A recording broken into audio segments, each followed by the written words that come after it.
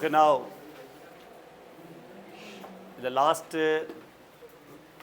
few lectures in the pathophysiology, we started with the cell. Probably, I think I remember it was a cell and cell injury.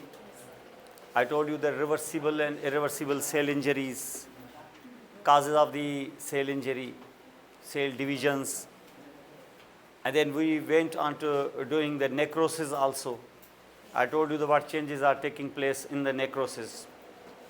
अब देखिए जो cell और उसके साथ हमने adaptations की थी, एट्रोफी, हाइपरट्रोफी, हाइपरप्लेजिया, मेटाप्लेजिया, इस पर भी मुझे याद पड़ रहा है, एक क्लास हमने यहाँ पे की है।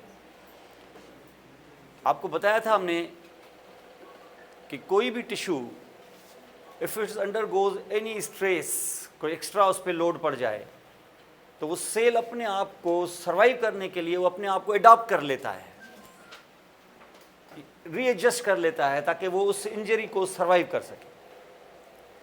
लाइफ ऐसे ही है, लेकिन अगर वो स्ट्रेस, उसकी इंटेंसिटी बहुत ज़्यादा है या वो इंटेंसिटी ज़्यादा नहीं है लेकिन वो इंजरी प्रोलॉन्ग्ड हो जाए अगर for longer duration of time, then this cell will undergo injury now, फिर उसको सेल को इंजरी होगी।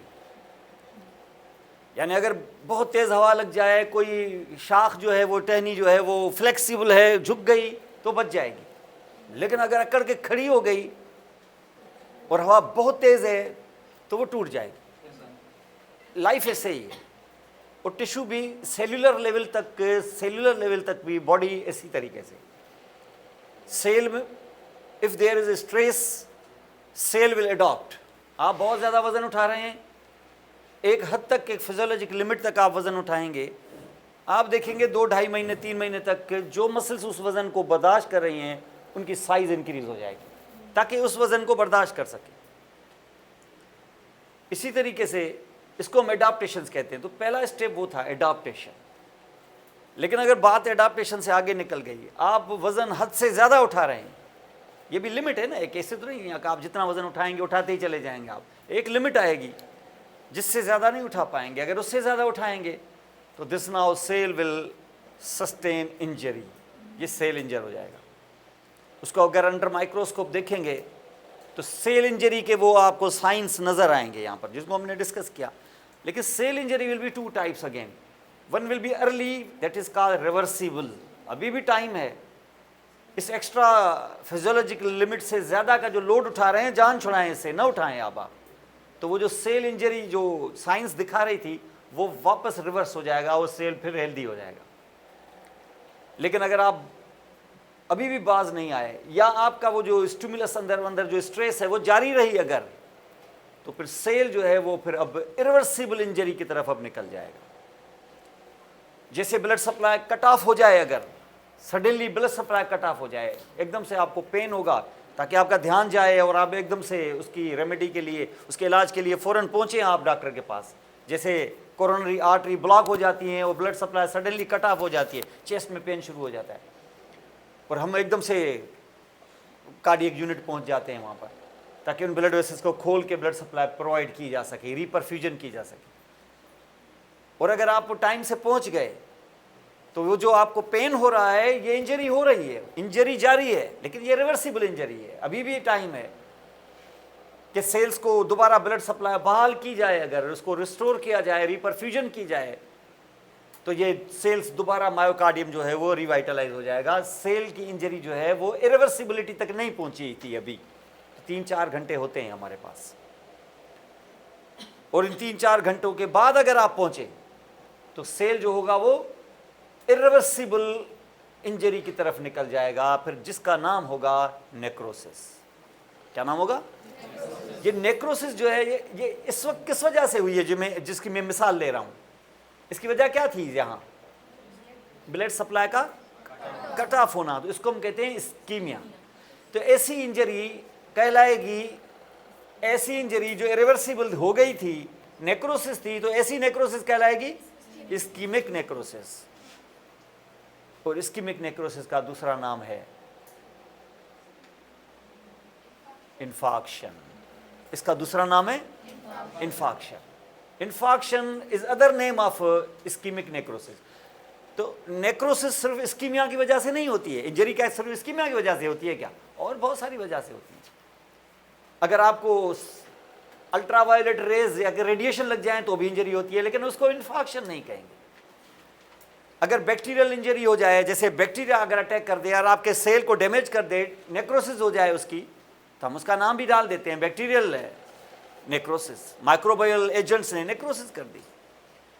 अगर आप हाथ पर फॉर एग्जांपल को गर्म चीज रखते हैं तो उससे भी इंजरी हो जाएगी, लेकिन ये भी इंजरी थर्मल इंजरी कहलाएगी, इसका नाम भी इन्फॉक्शन नहीं होगा। इसी तरीके से अगर रेडिएशन है या इवन कोई ठंडी चीज़ है, अगर बर्फ़ का टुकड़ा हाथ में रख के 5 मिनट तक रखते रहेंगे, अगर आप थोड़ी देर के लिए रखेंगे थोड़ी इंजरी होगी, छोड़ देंगे रिवर्सिबल है, लेकिन आप 5-10 मिनट तक पकड़ के रखेंगे, छोड़ देंगे तो कुछ देर बाद देखें वो टुकड़ा जो होगा वो नेक्रोटिक हो चुका होगा। इसको भी थर्मल इंजरी कह सकते हो, लेकिन आप इसको भी इन्फॉक्शन नहीं कह सकते। लेकिन ब्लड सप्लाई कट ऑफ होने की वजह से जो इरिवर्सिबल इंजरी हो गई और अब नेक्रोसिस हो गई, तो फिर इस नेक्रोसिस को तुम कह सकते हो इन्फॉक्शन। तो infarction is the just other name for ischaemic necrosis. ये मायोकार्डियम में हो जाती है, जैसे coronary infarction, coronary blood supply की कट ऑफ हो जाए अगर वहाँ पर, तो उससे हो जाता है क्या? उससे हो जाती है ischaemic injury of your myocardium, ischaemic necrosis called myocardial infarction, MI, heart attack. ऐसा हो जाता है ब्रेन के अंदर भी। अगर ब्रेन की blood supply cerebral arteries cut off हो जाएं या इवन रप्चर हो जाएं, तो फिर हो जाती है cerebral infarction, cerebral ischemia, other name infarction, cerebral infarction जिसको स्ट्रोक कहते हैं। तो स्ट्रोक, हार्ट अटैक, ये इन्फॉक्शन है, और इन्फॉक्शन का असल जो नाम है वो है ischemic necrosis. So only ischemic necrosis can be called as infarction, no other necrosis can be called infarction. दूसरे को इन्फॉक्शन नहीं कहते। और ये यहाँ पर इस तरीके से, तो इसको हम नेक्रोसिस को आज लेने जा रहे हैं। हम देख रहे हैं कि नेक्रोसिस के पैटर्न्स होते हैं, various patterns of necrosis. Necrosis के बाद सेल जो है वो टिश्यू है वो क्या हो जाएगा? डेड हो जाएगा। सेलुलर लेवल पर सेल्स बिकम डेड, अब इरिवर्सिबली डेड है वो, अब वो दोबारा रिवाइटलाइज नहीं होगा, खत्म हो गया। तो जो टिश्यू खत्म हो जाएगा, अगर उस टिश्यू में डिवीजन की कैपेसिटी है, अगर वो सेल्स डिवाइड होते हैं, तो दोबारा नए भी आ जाएंगे, उसकी जगह पर नया टिश्यू आ जाएगा वैसा का वैसा। लेकिन अगर उस टिश्यू में डिवाइड होने की एडल्टहुड में, बाद में पोस्टनेटली पैदा होने के बाद अगर उसमें डिवाइड होने की कैपेसिटी नहीं है अगर, तो वो उस टाइप के सेम सेल्स दोबारा नहीं आएंगे। यानी मायोकार्डियम एक दफ़ा डेड हो गया तो दोबारा मायोकार्डियम नहीं आएगा। सेरिब्रम अगर टुकड़ा वो सेरिब्रल इन्फॉक्शन हो गई अगर उसको, तो वो दोबारा नहीं आएगा, क्योंकि न्यूरॉन्स दोबारा कि वो डिवाइड नहीं होते, मायोकार्डियम डिवाइड नहीं होता। स्केलेटल मसल अगर तुम्हारा डैमेज हो गया, क्योंकि तो आपकी ब्लड सप्लाई अपर लिम्ब की या लोअर लिम्ब की अगर कट ऑफ हो गई, अपर लिम्ब की तो 4 घंटे 6 घंटे तक, और लोअर लिम्ब की 7-8 घंटे तक अगर मसल सेल कट ऑफ रही, तो ये मसल जो होगा वो डेड हो जाएगा। स्केलेटल मसल भी दोबारा नहीं आएगा। ये 3 टिश्यू दोबारा कभी नहीं आते, skeletal muscle, cardiac muscle and nervous tissue. ये 3 चीज़ें एक दफ़ा अगर इनकी इन्फॉक्शन हो गई तो they will never return back. The reason because they do not divide. जो हेल्दी सेल्स पड़े हुए हैं वो डिवाइड होते ही नहीं है, तो कैसे आ जाएगा? ये आएंगे नहीं। तो वो जो जगह खाली रह जाएगी, जो अब नहीं रहेगी, तो उसकी जगह पे अब कौन आएगा? उसकी जगह पे फाइब्रस टिश्यू आ जाएगा। और फाइब्रस टिश्यू वो काम नहीं करेगा, बस सिर्फ जगह भरेगा बस, और वो स्ट्रेंथ भी नहीं रहेगी। तो हार्ट के अंदर वो मायोकार्डियम को अगर फाइब्रस टिश्यू ने भर दिया, तो एक तो कंट्रैक्शन नहीं करेगा वो। तो अब जो आपका लेफ्ट मायोकार्डियम, जो लेफ्ट वेंट्रिकल का मायोकार्डियम है, जो 30% आपका ख़त्म हो गया हार्ट अटैक की वजह से, तो अब बाकी रह गया आपका ये 60-70%। आप 60-70% से काम चलाएं जितना चल सकता है। वो 30% सिर्फ क्या होगा? फाइब्रस टिश्यू होगा, जगह भरेगा। आप सिर्फ जगह भरेगा, स्ट्रेंथ भी नहीं होगी उसकी उतनी। तो इसका मकसद है कि अगर हार्ट के अंदर प्रेशर ज़्यादा है तो खुदा न खासा वो रप्चर भी हो सकता है, क्योंकि मसल के अंदर स्ट्रेंथ होती है, उसके अंदर कंट्रैक्टिलिटी है, उसके अंदर स्टेबिलिटी होती है। फाइब्रस टिश्यू के अंदर, फाइब्रस टिश्यू स्कार है, स्कार में उतनी स्ट्रेंथ नहीं होगी, होगी चलो ठीक है, लेकिन इतनी नहीं होगी कि अगर आपका ब्लड प्रेशर भी बढ़ा हुआ है तो फिर उससे ये रप्चर होने के चांसेस हैं। अर्ली तो ख़ास तौर पे जब अभी अभी हुआ है, 1, 2, 4, 6, 8 घंटे हुए हैं अगर मायोकार्ड इन्फॉक्शन को, तो इस टाइम पे तो रप्चर होने के चांसेस होते हैं। तो one of the causes of even sudden death is the rupture of the infarct also, क्योंकि अभी तो नरम है ना, अभी तो खराब हुआ है। इसको स्कार बनने में टाइम लग, जख्म होता है देखें आप, नरम होता है ना शुरू में, तो इसको स्कार बनने में, स्ट्रांग बनने में टाइम लगता है। तो ये भी इसी तरीके से है। तो इसमें ये होता है कि हार्ट अटैक के बाद कम से कम 1 हफ्ता हॉस्पिटलाइज रखते हैं ताकि उनका ब्लड प्रेशर, ये वो सारी, क्योंकि ये खतरे का टाइम होता है। इस टाइम पर इवन हार्ट रप्चर भी हो सकता है। तो one of the complications of मायोकार्ड infarction is cardiac rupture also.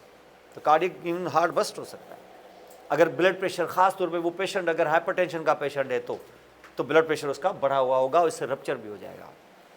तो ये इसको हम इन्फार्क्शन कहते हैं, ये नेक्रोसिस है। अब बात करते हैं कि रिवर्सिबल जो इंजरी होती है, सेल पर जब नज़र डालेंगे तो हमें कैसे पता चलेगा कि अभी सेल में जान है।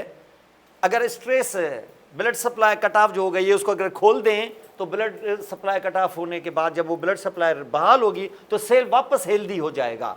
माने अभी सेल में इंजरी क्या थी? रिवर्सिबल इंजरी थी। तो यहाँ अब देखें कि जब सेल में रिवर्सिबल इंजरी होती है तो उस टाइम पे सिर्फ सेल में क्या होता है, अभी सेल सिर्फ उसकी सिर्फ सेल की स्वेलिंग होती है, सेल थोड़ा बढ़ जाएगा, साइज थोड़ी बढ़ेगी। उसके बाद आप देखेंगे कि उसके प्लाज्मा मेम्ब्रेन जो है उसकी, ये प्लाज्मा मेम्ब्रेन, उसमें ये छोटे छोटे बबल्स आ जाएंगे। ऐसे बबल का मकसद है कि वो थोड़ा सा बल्ज हो जाएगा, इसको ब्लैप्स कहते हैं, मेम्ब्रेन ब्लैप्स। यानी ये क्योंकि सेल मेम्ब्रेन जो है वो थोड़ी वीक हो गई है तो किसी जगह पे क्या हो जाएगा, थोड़ा सा बाहर बबल की तरह ऐसे फूल जाएगी, तो हम इसको कहेंगे क्या? सेल ब्लैप्स। तो इसका मकसद है कि अगर सेल ब्लेबिंग, सारी मेम्ब्रेन ब्लेबिंग अगर हो गई तो ये मेम्ब्रेन ब्लेबिंग इरिवर्सिबल है कि अभी रिवर्सिबल है? अभी ये रिवर्सिबल है। उसके साथ साथ आप देखेंगे कि अंदर जो माइटोकॉन्ड्रिया होंगे इनके अंदर भी थोड़ा सा वाटर चला जाएगा और ये थोड़ी सी इनकी स्वेलिंग हो जाएगी। तो इवन माइटोकॉन्ड्रियल स्वेलिंग में भी ये है कि अभी भी सेल के अंदर जान बाकी है।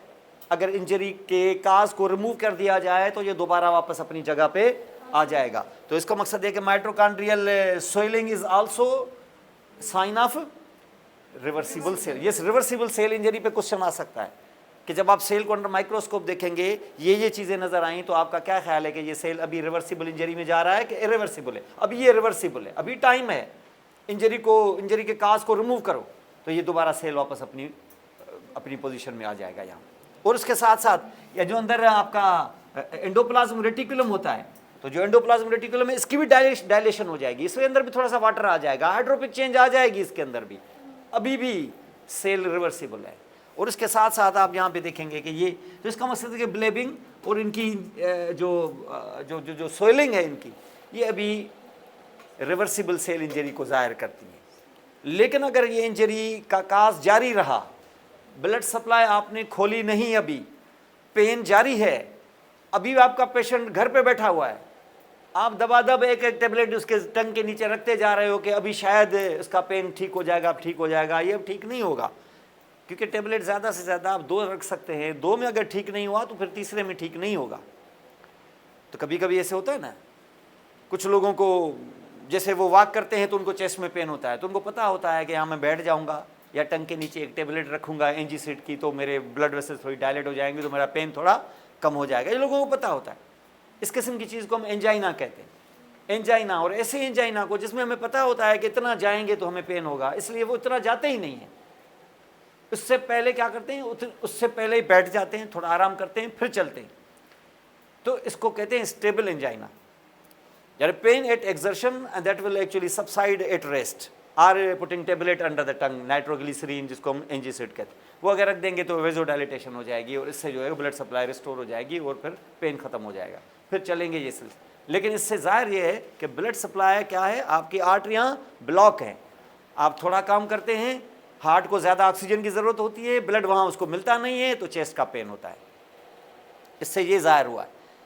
ये नहीं है कि टेबलेट रखा तो आप ठीक हो गए तो बस यही तो इलाज है इसका, नहीं, आर्टरियाँ खोलनी होगी। अभी तो ठीक है, इस वक्त तो आपको करना चाहिए, ये बैठना चाहिए, टेबलेट रखनी चाहिए ताकि ब्लड सप्लाई कट ऑफ जो हो गई है या कम मिल रही है वो थोड़ी ज़्यादा मिले। ये तो सही है, बिल्कुल सही किया आपने, लेकिन इसका ये मुस्तकिल हल नहीं है। इसका ये जो आर्टरीज ब्लॉक हो गई हैं, ये अगले 5-6 महीने बाद और ब्लॉक होगी, ये ब्लॉकेट जारी रहेगी। ये जारी रहते रहते अभी आपका ल्यूमन 50% खुला हुआ है, 6 महीने बाद ये बाकी 40% रह जाएगा। अब आप जितना वॉक करके पेन होता था उससे कम वॉक में ही आपको पेन होगा। और एक दिन तो वो आएगा कि आप बैठे हुए होंगे ना अगर बेड पे, बैठे हुए को पेन शुरू हो जाएगा अचानक। ऐसा आदमी फिर भी क्या करेगा? पहले क्या करते थे, चले पेन हुआ रुक गए, ये तो बैठे हुए हैं, बैठा हुआ अब आदमी क्या करेगा और क्या करे? ज़्यादा से ज़्यादा क्या करेगा? टंग के नीचे टेबलेट ही रखेगा, टेबलेट रखेगा, क्योंकि ब्लड सप्लाई इतनी ब्लॉक हो चुकी है आर्टरीज कि टंग के नीचे टेबलेट रखने से भी कितनी डायलेट होगी, इससे काम आपका नहीं होगा। इसको कहते हैं अनस्टेबल एंजाइना। अब ऐसा आदमी घर पे बैठ के कर क्या सकता है? कुछ नहीं कर सकता। करेगा कुछ? क्या करेगा? ज़्यादा से ज़्यादा टेबलेट रखेगा, और क्या कर सकता है? क्या होगा इससे काम? नहीं। ये एक और रखेगा, इससे भी कुछ नहीं होगा। 2 रखने के बाद अब तीसरी जो अटेम्प्ट करेगा ना, उसका कोई असर नहीं होगा, क्योंकि ये टेबलेट ज़्यादा से ज़्यादा 1 से 2 दफ़ा रखने से असर करती है, उसके बाद तीसरी असर करती नहीं। तो इसका मकसद है कि इसे 1 रखने, 2 रखने और 3 रखने में 1 घंटा तो ज़ाया कर चुके आप। तो ऐसी हालत में क्या करना चाहिए? फौरी तौर पे उसको हॉस्पिटलाइज करना चाहिए फ़ौरन, क्योंकि हमारे पास टाइम होगा ना। अगर आपके पास टाइम होगा तो वहाँ पर इलाज बेहतर तरीके से हो सकेगा। यहाँ घर पे 4 घंटे ख़राब करके अगर आप पहुँचे ना वहाँ पर, तो तब तक इरिवर्सिबल इंजरी की तरफ ये निकल चुका होगा। आप जब वहाँ पहुँचेंगे तो मायोकार्डियम का एक हिस्सा, अब रिवर्सिबल वाला टाइम आप घर गुजार के आ गए, अब ये इरिवर्सिबल इंजरी की तरफ निकल गया। क्या हो गया? ये नेक्रोसिस हो गई। तो क्या कहेंगे इसको? मायोकार्डियल इन्फार्क्शन हो गई। तो ये मायोकार्डियल इन्फार्क्शन हो गया, यानी आप अपना एक टुकड़ा घर पे ज़ाया करके यहाँ पहुँचे। इसको बचा सकते थे आप, क्योंकि अगर आप फ़ौरन पहुँच जाते तो उनके पास इसका हल था। और देख लेते वो आर्टरी जो है वो जो ब्लॉक हो गई हैं थ्रोम्बस की वजह से, तो उस थ्रोम्बस को वो तोड़ते, थ्रोम्बस को बस्ट करते। उसको बस्ट करने के लिए इनके पास इलाज है, इनके पास इंजेक्शन है। अगर उससे खुल जाता और पेन चेस्ट का ख़त्म हो जाता, 1 घंटा उनको मिल गया। नहीं हुआ है तो एकदम से आपको लैब में लेके जाते, कैथ लैब में, और आपकी एंजियोग्राफी करके पता लगा लेते हैं कि कौन सी आर्टरियों में ब्लॉकेड है, और स्टंट डाल देते हैं। 1 घंटे के अंदर अंदर आपकी आर्टरियाँ खुल जाती। अभी इरिवर्सिबल इंजरी की तरफ गया ही नहीं था, आप उससे पहले इंटरवेंशन के लिए पहुंच गए। ये तब पहुंचेंगे जब आप घर आए, घर से आप हॉस्पिटल आएंगे ना। घर पे तो नहीं डॉक्टर आएगा, उसको क्या पता क्या हो रहा है। कंप्लेन करेंगे, चीखेंगे, पहुंचेंगे तो डॉक्टर काम करेगा ना। तो आप वहाँ टाइम से पहुँच जाए। तो कभी भी आप देखें, आपके घर में कभी भी ऐसा एक्सपीरियंस हो, मोहल्ले में हो, किसी में भी हो, तो आपको पता होना चाहिए चेस्ट में पेन है और घर में बैठे बिठाए अगर उसको अचानक चेस्ट पेन हुआ है, आप रुके ही ना वहाँ पर, क्योंकि ऐसा पेन टंग के नीचे टेबलेट रखने से भी मोस्ट प्रॉबेबली नहीं जाएगा। इसलिए आप उसको फ़ौरन, अभी तो अब घर के बाहर ही तकरीबन NICVD के हॉस्पिटल्स खुल गए हैं, मेरा नहीं ख्याल है कि उतना ज़्यादा टाइम लगता है उसमें। तो आप वहाँ उसको पहुँचा दें फौरी तौर पे पहुँचा देंगे, एकदम से उसको फौरी तौर पे उसको स्ट्रेप्टोकाइनेज लगा देंगे। उसका क्लॉट वगैरह है तो खोलने की कोशिश करेंगे। अगर खुल गया तो 1 घंटे में पता चल जाएगा, खुल जाएगा तो चेस्ट का पेन सेट हो जाएगा, उसकी ECG नॉर्मलाइज हो जाएगी। अगर नहीं हुई है तो उसको कैथ लैब में लेके जाएंगे और एकदम से उसकी एंजियोग्राफी करके बता देंगे फलां 2 जगह पर स्टेंट पड़ेगा, और स्टेंट इनके पास पड़े हुए होते हैं, उसी कैथेटर से स्टेंट डाल देंगे। कार्डियक कैथेटराइजेशन में उसी में 2 स्टेंट डाल देंगे और पेशेंट बिल्कुल चेस्ट का पेन क्लियर हो जाएगा, उसका ECG ठीक हो जाएगा, और उसको सिर्फ अंडर ऑब्जर्वेशन 1 दिन रखेंगे और दूसरे दिन पेशेंट घर आ जाएगा। ये परकुटेनियस होता है, कोई इसमें इंसिशन किसी चीज़ की ज़रूरत नहीं, और आप एक बहुत बड़ी मुसीबत से बच गए। और ये मायोकार्डियल इन्फार्क्शन पता नहीं कितना होता, अंडरस्टैंड। और इस इलाज की वजह से आप देखें कि मायोकार्डियल इन्फार्क्शन के केसेस काफ़ी कम होते जा रहे हैं, क्योंकि टाइमली उनको मिल जाती है। घर के बाहर अगर फॉर एग्जांपल अब कासमाबाद में है तो आधे किलोमीटर के फासले पर है ना CVD, तो वहाँ पर अगर इतनी कम फासले पर अगर आपको मिल जाती है तो मायोकार्डियल इन्फार्क्शन वहाँ नहीं होनी चाहिए, उसूलन तो नहीं होनी चाहिए। और ये सारी चीज़ें वहाँ अवेलेबल हैं और बग़ैर किसी इवन कॉस्ट के सबको मिल जाती हैं। अरे से तो इसको हम कहते हैं क्या? नेक्रो। ये रिवर्सिबल था, लेकिन अगर इरिवर्सिबल आ गया तो मामला आगे निकल गया, और अगर आप इसको और कंटिन्यू रहने देंगे अगर, तो ये फिर इरिवर्सिबल इंजरी की तरफ निकल जाएगा, जिसका नाम फिर होगा irreversible injury will lead to necrosis, you call it now infarction. ये इन्फार्क्शन किस वजह से? इस वक्त ब्लड सप्लाई के इस्कीमिया की वजह से, इसलिए इसका नाम इन्फार्क्शन, वरना इसका नाम इन्फार्क्शन ना होता। इसका नाम जस्ट नेक्रोसिस होता। तो नेक्रोसिस में क्या हो जाएगा, एक तो अब न्यूक्लियस पर टारगेट करेंगे, अब न्यूक्लियस गड़बड़ हो जाएगी। न्यूक्लियस में गड़बड़ मैंने बताई थी पहले श्रिंकेज, पिक्नोसिस, फिर उसके बाद कैरियोलाइसिस, फिर कैरियोरेक्सिस। ये मैंने 3 आपको लास्ट टाइम बताया भी थे, शायद आपको याद हो, ये मौजूद होंगे मेरा ख्याल है आपके, ठीक है। ये मैंने बताया था पहले, पिक्नोसिस में जिसमें श्रिंक हो जाता है और कंसंट्रेटेड हो जाती है उसकी क्रोमेटिन, और फिर कैरियोलाइसिस जिसके अंदर आस्ता आस्ता वो डिसअपियर होना शुरू हो जाता है, उसके बाद उसकी फ्रेगमेंटेशन हो जाती है, यानी कट जाता है, टुकड़ों टुकड़ों में बट जाता है, उसको हम कहते हैं कैरियोरेक्सिस, यानी न्यूक्लियस पर टारगेट, ताकि ये सेल मुकम्मल ख़त्म हो जाए। तो आप यहाँ पे देखेंगे कि वो क्या हो जाएगा, nuclear shrinkage and then dissolution and last fragmentation, ये ख़त्म हो जाएगा न्यूक्लियर। ये क्या सिर्फ ख़त्म हो जाएगा, अब वो जो सेल मेम्ब्रेन है उसमें सिर्फ क्या ब्लेबिंग होगी, पहले क्या था, ब्लेबिंग थी, अब आप देखेंगे कि उसके अंदर ब्रेकिंग शुरू हो जाएगी, टुकड़ों में बटना शुरू हो जाएगा, उसको टुकड़े में बटना शुरू, ये टुकड़ों में बटना शुरू हो गया तो ये इरिवर्सिबल इंजरी है, अब ये दोबारा मेम्ब्रेन नहीं आएगी। अब अंदाजा लगाएं, ये दीवार बाहर की दीवार ही टूट गई तो ये सारा का सारा मामला अंदर आ जाएगा, तो बाहर का एक्स्ट्रा सेलुलर फ्लूइड सारा अंदर, तो इस सेल को ख़त्म कर देगा।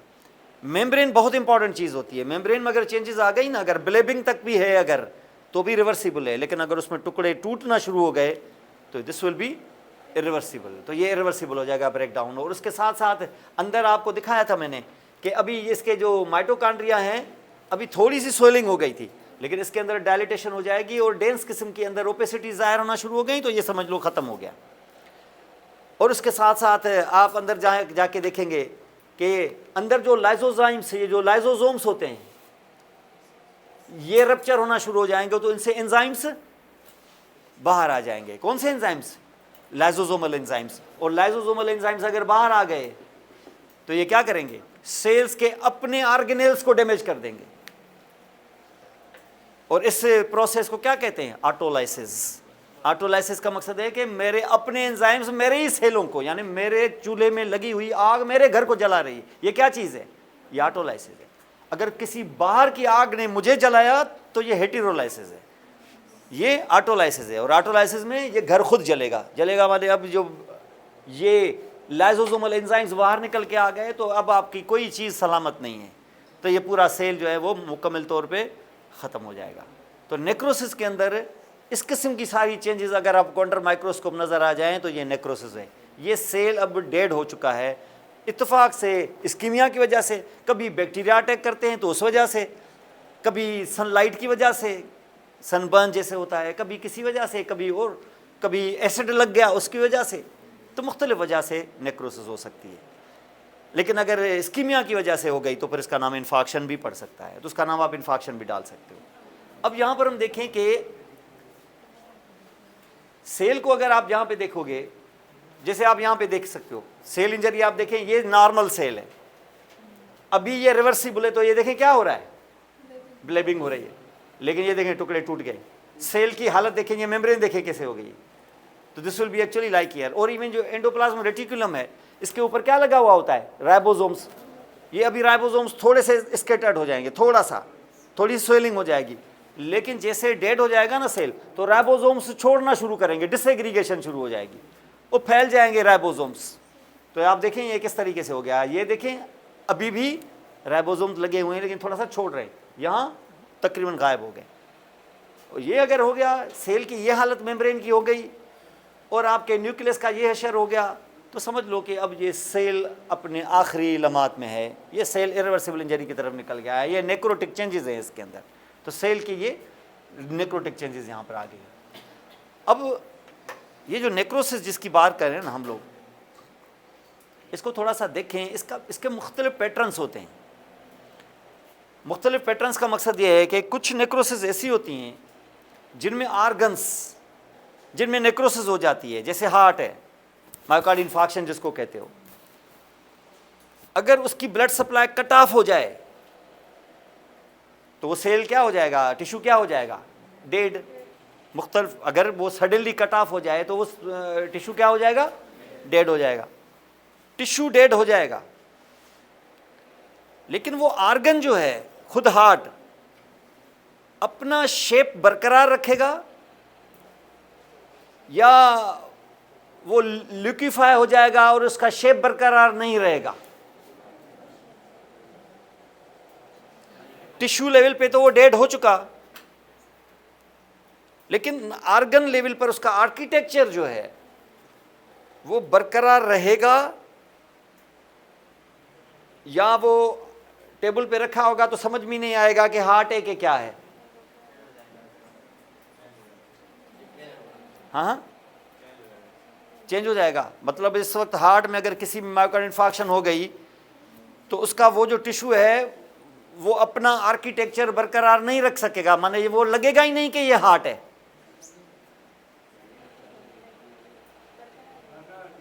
बरकरार रहेगा ना। इसको यहां पे हम कहते हैं, जैसे एक मिसाल ले लें आप, एक फर्नीचर है, एक कुर्सी है, वो अगर वो जल गई तो कुर्सी तो वो जल गई है, लेकिन जब हम आते हैं तो लगता है कुर्सी पड़ी हुई है कुर्सी लेकिन जली हुई है। इसका मकसद है कि है तो डेड, लेकिन उस आर्गन का आर्किटेक्चर वो मौजूद है, बरकरार रहा है तो डेड, है तो बेकार। एक नेक्रोसिस ये भी है। एक नेक्रोसिस वो है कि हम अंदर आए जब, तो वो कुर्सी फॉर एग्जांपल लोहे की थी, उसको आग लग गई, जब हम यहां आए तो वो मेल्ट होके ऐसे पड़ी हुई है नीचे। क्या वो कुर्सी की हालत में होगी कि मेल्ट होके वो उसका नीचे कोई ऐसे पड़ा होगा कोई कलेक्शन? तो क्या आएंगे तो कहेंगे कि ये जो डेड हुई है ये कुर्सी डेड हुई है? बोल सकते है तो वो भी डेड है, ये भी डेड। फर्क क्या है? फर्क यह है कि वो पहला जो नेक्रोटिक टिश्यू है उसमें आर्किटेक्चर बरकरार रहा है, दूसरे में उसका आर्किटेक्चर बरकरार है, दोनों डेड, तो आर्किटेक्चर बरकरार नहीं रहा है। इन दोनों में फर्क है। जो आर्किटेक्चर बरकरार रहा है इसको हम कहते हैं कोआगुलेटिव नेक्रोसिस। कोआगुलेशन, जैसे ना क्लॉट बन जाता है, उसको क्या कहते हैं? कोआगुलेटिव नेक्रोसिस। और जिसमें वो बिल्कुल ऐसे मेल्ट हो गया है उसको कहते हैं लिक्विफेक्टिव नेक्रोसिस। क्या बन गया? लिक्विड बन गया तरह। इसको क्या बोलते हैं? लिक्विफेक्टिव नेक्रोसिस। आपने देखा है कभी जिस्म पे कभी फोड़े निकल आते हैं ना, जिसको एब्सेस कहते हैं, एब्सेस होता है ना जिसमें पेन होता है आपको, जब उस पर कट लगाते हैं ऐसे जोर देते हैं, क्या निकल आती है? पस निकल आता है। और जब पस निकल आता है तो पस को देख के क्या आप बता सकते हैं कि ये फेट है? फेट या फैटी टिश्यू का आर्किटेक्चर का बरकरार रहता है उसमें? क्या वो पानी जैसा हो जाता है? पता ही नहीं चलता है ये तो गंध है, पता नहीं किसी चीज का गंध है तो वो भी नेक्रोसिस। लेकिन हार्ट अगर फॉर एग्जांपल उसमें इंफार्क्ट हो जाए, मैं मायोकार्डियम का टुकड़ा बाहर लेके आ जाऊं, होगा डेड, लेकिन मैं कहूंगा ये मायोकार्डियम है। क्यों मायोकार्डियम है? क्योंकि उसमें आर्किटेक्चर बरकरार है, वो क्लॉट की तरह है, सख्त है, तो हम उसको कहते हैं क्या? कोआगुलेटिव नेक्रोसिस। और उसको क्या कहते हैं जिसमें गंद बाहर निकल आए? लिक्विफेक्टिव नेक्रोसिस। दो पैटर्न्स तो ये हैं। तीसरा पैटर्न ऐसा भी है जिसके अंदर है नेक्रोसिस, लेकिन उसके अंदर आपको दिखाता हूं उसका थोड़ा सा पैटर्न इन दोनों से थोड़ा सा चेंज है। ये होता है ये टीबी में, खासतौर पर ट्यूबरकुलोसिस में, जिसके अंदर वो जो एरिया होती है नेक्रोसिस की वो चीज़ी होती है, ऑयली होती है, उसको बोलते हैं चीज लाइक नेक्रोसिस। उसको हम बोलते हैं केजियस नेक्रोसिस। केजियस चीज को कहते हैं। क्या बोलते हैं? तीसरा नेक्रोसिस का टाइप ये है। आगे से दो टाइप्स और भी आपको बताता हूं आपको, तो आप ये समझ लें ये पैटर्न्स हैं, वेरियस पैटर्न्स, इनके एग्जांपल्स पूछे जाते हैं कि अगर मैं बात करूं कोआगुलेटिव नेक्रोसिस की तो ये क्यों होगा और एग्जांपल्स क्या हैं, कौन सी जगहों पर ऐसे होते हैं। अगर बात करें हम लिक्विफेक्टिव नेक्रोसिस की तो उसकी वजह क्या है और ये होता कहाँ है। केजियस नेक्रोसिस, उसकी शक्ल कैसी है, इसके एग्जांपल्स बताएं, कौन सी डिजीज़ में किस चीज़ में होता है। ऐसा एक और है फिब्रिनॉइड नेक्रोसिस, एक गैंग्रीन आपने सुना होगा, एक इंजाइमेटिक नेक्रोसिस, फेट नेक्रोसिस है। इसके एग्जांपल्स हैं बाकायदा, ये आते हैं ह्यूमन पेपर के अंदर। तो नेक्रोसिस समझ लो है क्या, पता चल गया। उसके काजेज वही सेल इंजरी के काजेज जो लंबे चलें या इंटेंसिटी ज़्यादा हो तो नेक्रोसिस। रिवर्सिबल में क्या फ़र्क है और इसके पैटर्न्स क्या हैं। अब देखें, जैसे पहली चीज़ है यहाँ पर, ये पहला पैटर्न है इसका, कौन सा, कोआगुलेटिव नेक्रोसिस। नाम से ही जाहिर है डेड हो गया है लेकिन आर्गन हार्ड है, क्लॉट की तरह हार्ड, इसलिए उसको हम कहते हैं कोआगुलेटिव नेक्रोसिस। क्लॉटिंग की तरह, कोआगुलेशन की तरह, जैसे ना ब्लड लिक्विड है लेकिन अगर बन जाए क्लॉट तो क्या नरम रहता है कि ये सख्त हो जाता है वहाँ पर, तो ऐसा ही सख्त जैसी चीज़, तो हम इसको कोआगुलेटिव नेक्रोसिस कहते हैं। अब ये कोआगुलेटिव नेक्रोसिस की आप ये पैटर्न देखें कैसा है।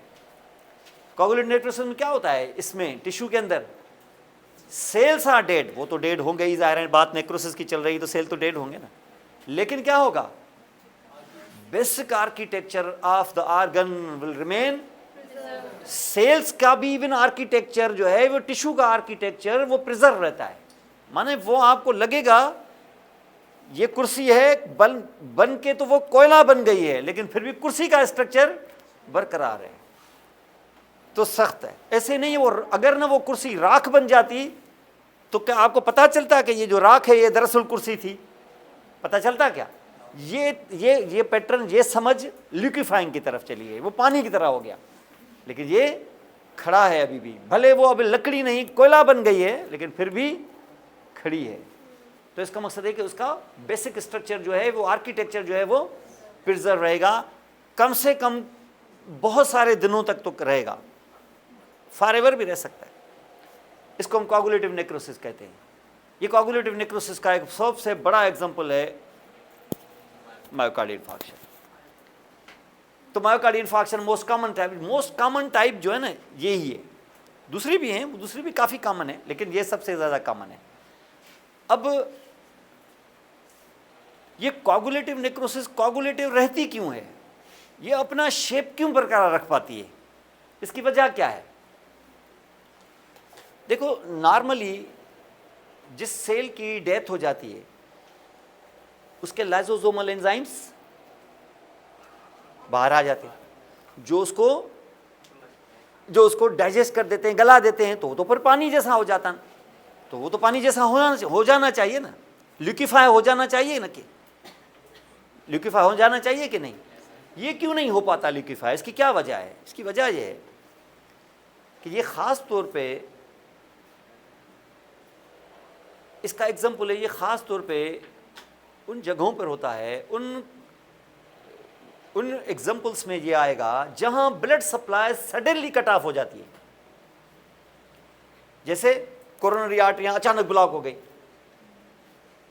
ब्रेन में सेरिब्रल आर्टरी अचानक ब्लॉक हो गई, या किसी जगह पर भी आर्टरीज अचानक फुल ब्लॉक हो गई फौरी तौर पे। अगर अचानक ब्लॉक हो गई तो सेल्स क्या हो जाएंगे, डेड हो जाएंगे। तो उनके अंदर जो प्रोटीन्स वगैरह हैं वो ख़त्म हो जाएंगे, वो सेल्स डेड हो जाएंगे। अचानक ब्लॉक होने से सिर्फ सेल डेड नहीं होते, उनके अंदर जो एंजाइम्स मौजूद होते हैं ना, जो खुद प्रोटीन्स होते हैं, वो भी डीनेचर होके वो भी ख़त्म हो जाते हैं। यानी सेल की अगर मैं जहाँ, देखिए ये सेल है मेरा, सेल के अंदर लाइसोसोमल एंजाइम्स थे कि नहीं थे। अगर सेल की ब्लड सप्लाई कट ऑफ हो गई अचानक तो ये सेल हो गया क्या, डेड। और डेड सेल में होता यही है ना कि इसका जो लाइसोसोमल एंजाइम्स हैं, ये लाइसोजाइम्स जो हैं ये रप्चर हो जाते हैं, तो लाइसोसोमल एंजाइम्स बाहर निकल आते हैं जो इसको गला देते हैं। तो ये तो लिक्विफाई होना चाहिए। ब्लड सप्लाई के कट ऑफ होने की वजह से सिर्फ सेल्स के प्रोटीन्स खुद ख़त्म नहीं होते, सिर्फ सेल्स नहीं मरते, सेल के अंदर जो एंजाइम्स हैं वो भी ख़त्म हो जाते हैं, डिग्रेड हो जाते हैं, डीनेचर हो जाते हैं, क्योंकि वो भी तो प्रोटीन होते हैं। तो अगर तुम्हारे लाइसोसोमल एंजाइम्स भी डिग्रेड हो गए, डीनेचर हो गए, तो क्या सेल्स को गला पाएंगे, क्या सेल्स को लिक्विफाई कर पाएंगे, क्या नहीं कर पाएंगे। तो सेल्स को लिक्विफाई नहीं कर पाएंगे तो सेल्स डेड हो जाएगा लेकिन लिक्विफाई नहीं हो सकेगा। तो अपना स्ट्रक्चर, आर्किटेक्चर बरकरार रख पाएगा, यानी वो लकड़ी से कोयला हो जाएगा लेकिन वो गल के पानी जैसा नहीं हो सकेगा। क्यों नहीं हो सकेगा, क्योंकि उसको पानी बनाने वाले enzymes blood supply cut off होने की वजह से वो भी ख़त्म हो गए हैं, इस वजह से वो लिक्विफाई नहीं हो पाएगा। तो इसका मकसद ये है कि हार्ट के अंदर ये मसला होता है। तो हार्ट के अंदर ये प्रॉब्लम होगा और sudden cut off blood supply की वजह से इन्फेक्शन जो होगी वो उसकी वजह से मायोकार्डियम हार्डर रहेगा, पानी जैसा नहीं हो जाएगा तो हार्डर रहेगा, लेकिन वो डेड हो जाएगा। इसको हम कोआगुलेटिव नेक्रोसिस कहते हैं। तो ऐसा अगर सेरिब्रल ब्लड वेसल्स में अगर ब्लॉक हो जाए तो ब्रेन के अंदर जो सेरिब्रल इस्कीमिया होगी यानी सेरिब्रल इन्फेक्शन, स्ट्रोक होगा, तो वहां क्या हो जाना चाहिए, ल्यूकिफाइंग के कोआगुलेटिव। क्या होना चाहिए, अभी तक की ये एक्सप्लेनेशन क्या बताती है, कोआगुलेटिव होना चाहिए, लेकिन इत्तेफाक से वहां ल्यूकिफाइंग होता है। वहां क्या होता है, वहां ल्यूकिफाइंग होता है। आप बोलेंगे सर अभी आपने बताया ब्लड सप्लाई के कट ऑफ होने की वजह से इसके लाइसोसोमल एंजाइम्स भी डैमेज होकर खत्म हो जाते हैं, तो वो ल्यूकिफाई कर नहीं सकते, तो फिर वहां ल्यूकिफाई क्यों हो जाएगा? इसका कोई रीजन अभी तक किसी ने पता लगाया ही नहीं है, नहीं पता चल सका है। हमने आपको बताया कि जहां sudden cut off blood supply होती है वहां पर उमूमन किस किस्म की नेक्रोसिस हो जाती है, कोआगुलेटिव। तो यहां पर अगर ब्लड सप्लाई कट ऑफ होकर स्ट्रोक हो जाए तो ये भी किस किस्म की होनी चाहिए, कोआगुलेटिव। लेकिन सेरिब्रम के अंदर, ब्रेन के अंदर जो नेक्रोसिस होती है वो कोआगुलेटिव नहीं, ल्यूकिफाइंग होती है। हालांकि cut off blood supply full है, सडन है। और मायोकार्डियम में तो यकीनन आपने देख लिया, यहाँ पर किडनी में वैसा कुछ हो गया तो यही कोआगुलेटिव, इस किस्म की कोआगुलेटिव नेक्रोसिस आपको तो हमेशा समझ लिए sudden cut off blood supply से जो नेक्रोसिस होती है वो कोआगुलेटिव होती है, एक्सेप्ट ब्रेन। तो ब्रेन में cerebral infection it is liquefying, not coagulative. तो ये आप हमेशा एग्जांपल समझ लेना कि कोआगुलेटिव होती क्यों है और इसके एग्जांपल्स क्या है।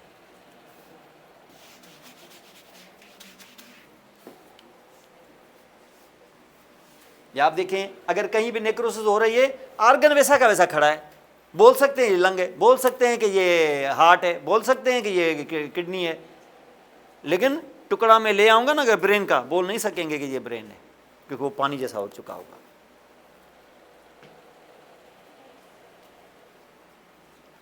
और वो जो उधर टिश्यू, जो नेक्रोटिक टिश्यू पड़ा हुआ है, क्या ये यहां पड़ा ही रहेगा?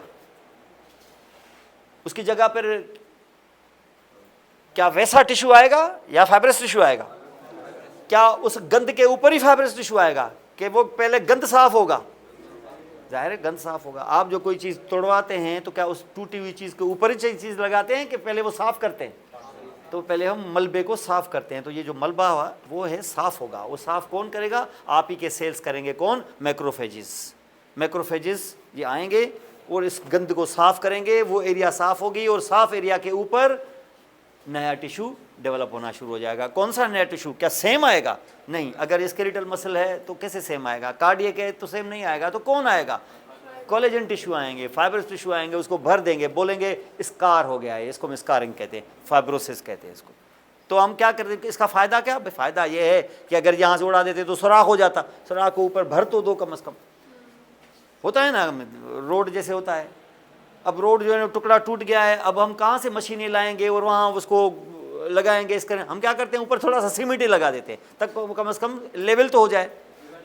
तो यहाँ पर भी इसी तरीके से फाइब्रोसिस हो जाएगी। इवन ब्रेन के अंदर भी क्या हो जाएगा, उस जगह पे नया टिश्यू नहीं आएगा, उधर ग्लायोसिस हो जाएगी। वहाँ पे कोलेजन नहीं होता, वहाँ पे ग्लायल टिश्यू होता है, उसको उधर कहते हैं, उसको फाइब्रोसिस नहीं, उधर कहते हैं ग्लायोसिस। तो वो टुकड़ा इस तरीके से होगा। अगर आप जहाँ के MRI करके देखेंगे ना तो उधर आपको बाकायदा नजर आएगा कि इसको इन्फाक्ट हुआ था, सेरिब्रल इन्फार्क्ट, इसको स्ट्रोक हो चुका है, ये टुकड़ा जो है ना इस जगह पर अब नर्वस टिश्यू नहीं है यहाँ पर। तो एग्जाम्पल्स आपने देखे इन्फाक्ट के। हर इन्फाक्ट जो है आपको sudden cut off blood supply ischemia की वजह से कोआगुलेटिव मिलेगा, सवाए ब्रेन के जहाँ ल्यूकिफाइड होगा। दूसरा आ जाए ल्यूकिफेक्टिव नेक्रोसिस। ल्यूकिफेक्टिव नेक्रोसिस ख़ास तौर पे किन जगहों पे होता है? ये ख़ास तौर पे उन जगहों पे होता है जहाँ पर नेक्रोसिस की वजह है attack of the microbial agents. Infection, किसी आर्गन की इन्फेक्शन हो गई तो फिर यहाँ ल्यूकिफेक्शन क्यों होती है? ल्यूकिफेक्शन इसलिए होती है क्योंकि ये आर्गन है, ये टिश्यू है, बैक्टीरिया ने अटैक किया तो बैक्टीरिया ने जब अटैक किया है तो बैक्टीरिया के अंदर मौजूद होते हैं नुकसान पहुंचाने वाले एंजाइम्स।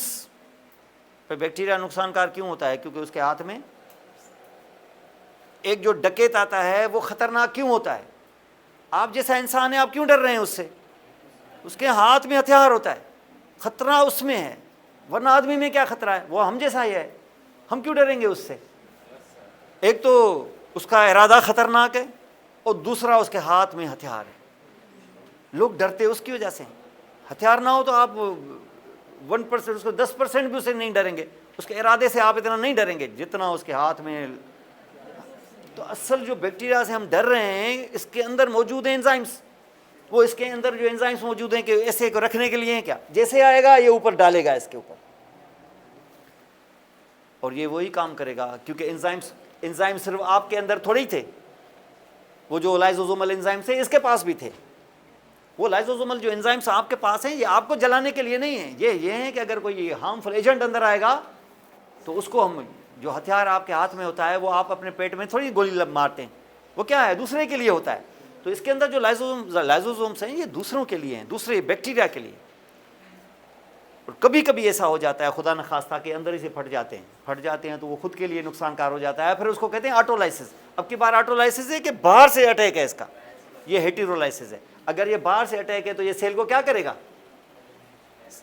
सेल को वैसा ही रहने देगा कि उसको लिक्विफाई करेगा, क्योंकि ये हाइड्रोलाइटिक एंजाइम्स होते हैं, तो ये इसको लिक्विफाई करेगा। जब लिक्विफाई करेगा तो इस टिश्यू के अंदर, इस जगह पर वो चीज़ अपना बेसिक आर्किटेक्चर प्रिजर्व कर पाएगी कि वो लिक्विफाई हो जाएगी। तो जिस जगह पर भी इस किस्म की चीज़ देखोगे जहाँ बैक्टीरियल इन्फेक्शन या इस किस्म की चीज़ है, वहाँ क्या मौजूद होगा? सॉफ्टनेस होगी और थोड़ा सा कट लगाओगे। क्या करते हैं हम लोग? करते हैं एब्सेस में ड्रेन करा के आ जाऊँ, बोलते हैं ना। ये कैसे ड्रेन करते हैं? इंसिशन किया और उसके अंदर सिस्ट रिमूव की और गंद निकाल दिया, तो ये क्या है? ये ड्रेनेज है। तो ड्रेनेज में क्या करते हैं? क्या मसल का या फेट का टुकड़ा निकालते हैं कि वो पानी हो चुका होता है? ये क्या है? ये लिक्विफेक्शन है, नेक्रोसिस है, ख़त्म हो चुका है, लेकिन अब वो अपना बेसिक आर्किटेक्चर उसने प्रिजर्व किया ही नहीं, वो बिल्कुल पानी जैसा हो गया। ये नेक्रोसिस कहलाती है क्या? लिक्विफेक्टिव नेक्रोसिस। वजह क्या?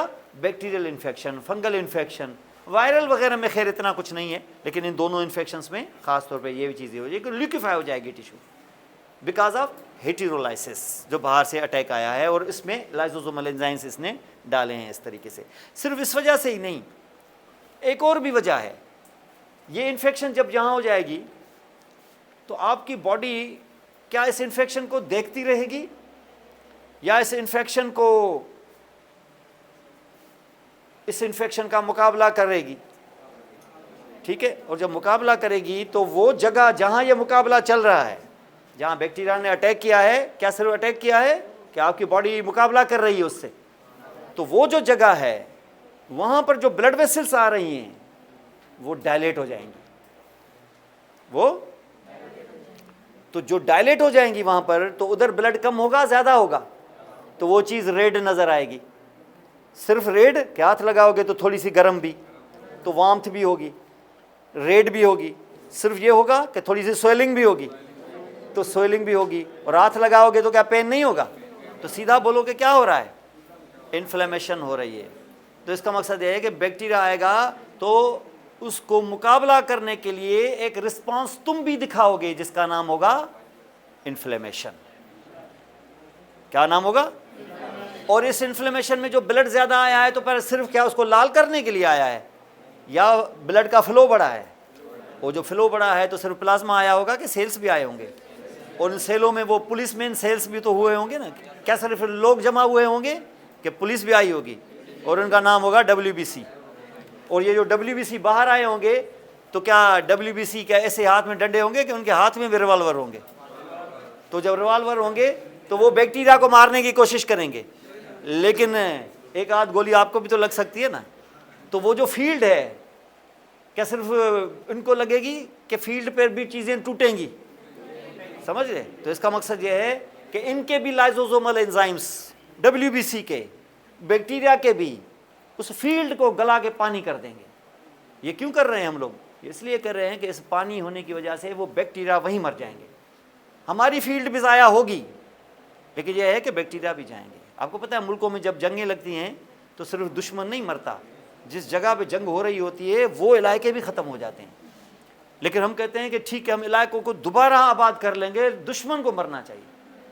तो हम इस तरीके से देखें, पूरी बिल्डिंगें होती हैं, देखते हैं 10-15 दुश्मन वहाँ पनाह लेके बैठे हुए हैं, वो क्या करते हैं, बम लगा के अपनी बिल्डिंग को ही उड़ा देते हैं, ताकि इससे जो है ना वो 10 हमारे दुश्मन मर जाएं, बिल्डिंग को हम दोबारा आबाद कर लेंगे, दोबारा खड़ा कर लेंगे।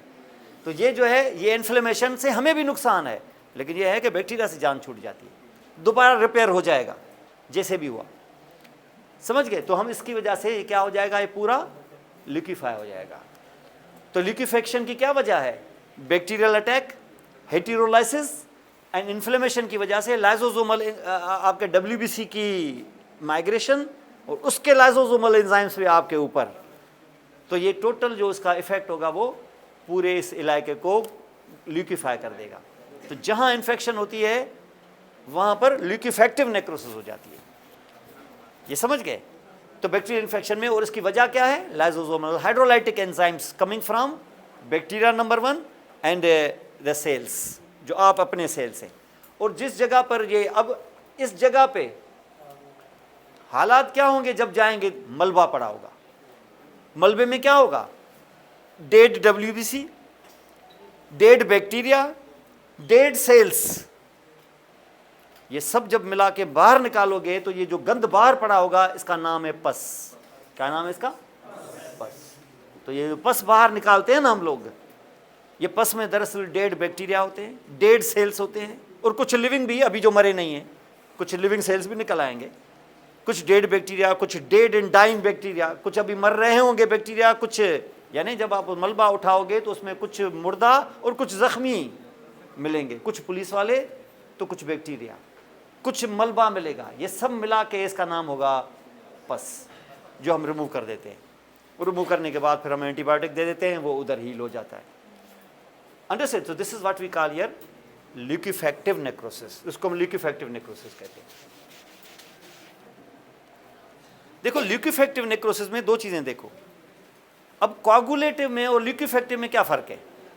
मेन फर्क क्या है? मेन फर्क, एग्जाम्पल तो आप समझ लिया, वहां एक मेन काज था sudden ischemia, sudden cut off blood supply, और यहां काज था बैक्टीरियल इन्फेक्शन, फंगल इन्फेक्शन, जहां पर इस किस्म की चीज हुई है। लेकिन बेसिक पैथोलॉजी की डिफरेंस क्या है दोनों में? मैक्रोस्कोपिकली एंड माइक्रोस्कोपिकली दोनों में क्या फर्क है? समझ तो गए हैं आप? बोल नहीं रहे हैं, गलत सलत ही बोल दो, चलो हाथ उठाओ जिसको जो बोल सकता है। दोनों में मेन फर्क, एक आध तो फर्क था। हाँ, आर्किटेक्चर डेड दोनों हो गए थे, एक डेड होने के बावजूद अपना बेसिक आर्किटेक्चर प्रिजर्व कर पाया था, और दूसरा जो है डेड होने के बाद अपना आर्किटेक्चर बरकरार नहीं रख पाया था, लिक्विफाई हो गया था। ठीक है? अब जो तीसरा आ रहा है वो एक प्रॉपर्टी ले रहा है लिक्विफाइंग से, एक प्रॉपर्टी ले रहा है कोआगुलेटिव से। इनमें दोनों प्रॉपर्टीज एक में है। क्या है? लिक्विफाइंग से प्रॉपर्टी ले रहा है ये कि वो लिक्विफाई हो रहा है, और जो लिक्विफाई होता है क्या वो अपना बेसिक आर्किटेक्चर बरकरार रख सकता है? क्या नहीं। कौन रखता है? ये कोआगुलेटिव वाली जो ये प्रॉपर्टी है, ये उससे कोआगुलेटिव से ले रहा है। देखें,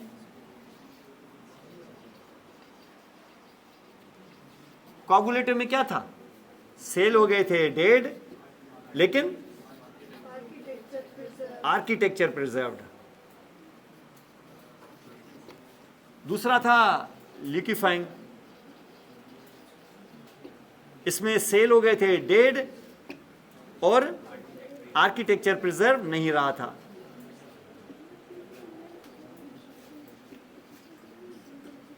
अब जो तीसरा है, तीसरा इसको कहते हैं केजियस नेक्रोसिस।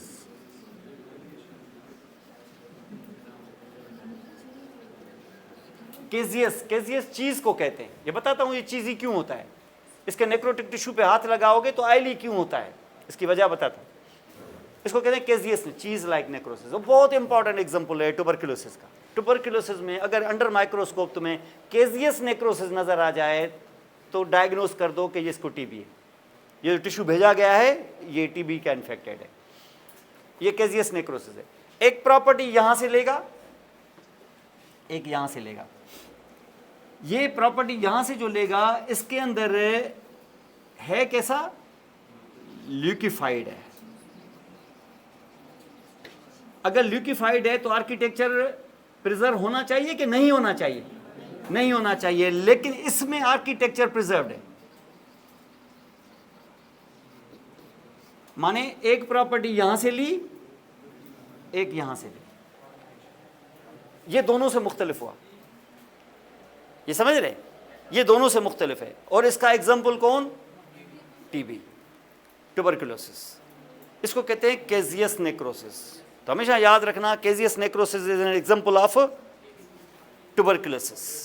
जिस जगह भी हो, लंग में हो, मेनिंजाइटिस हो, किडनी में हो, इंटेस्टाइन में हो, टिश्यू लेके, इवन लिम्फ नोड में अगर टीबी है तो टीबी लिम्फ नोड साहब हमने देखा होगा कि नेक से लिम्फ नोड रिमूव करके उसकी बायोप्सी कराते हैं, क्योंकि डर होता है कि कहीं लिम्फोमा ना हो, कहीं लिम्फ नोड का कैंसर ना हो, कैंसर है कि ये टीबी है, क्योंकि दोनों में इलाज हो जाता है, फिर पता नहीं चलता है।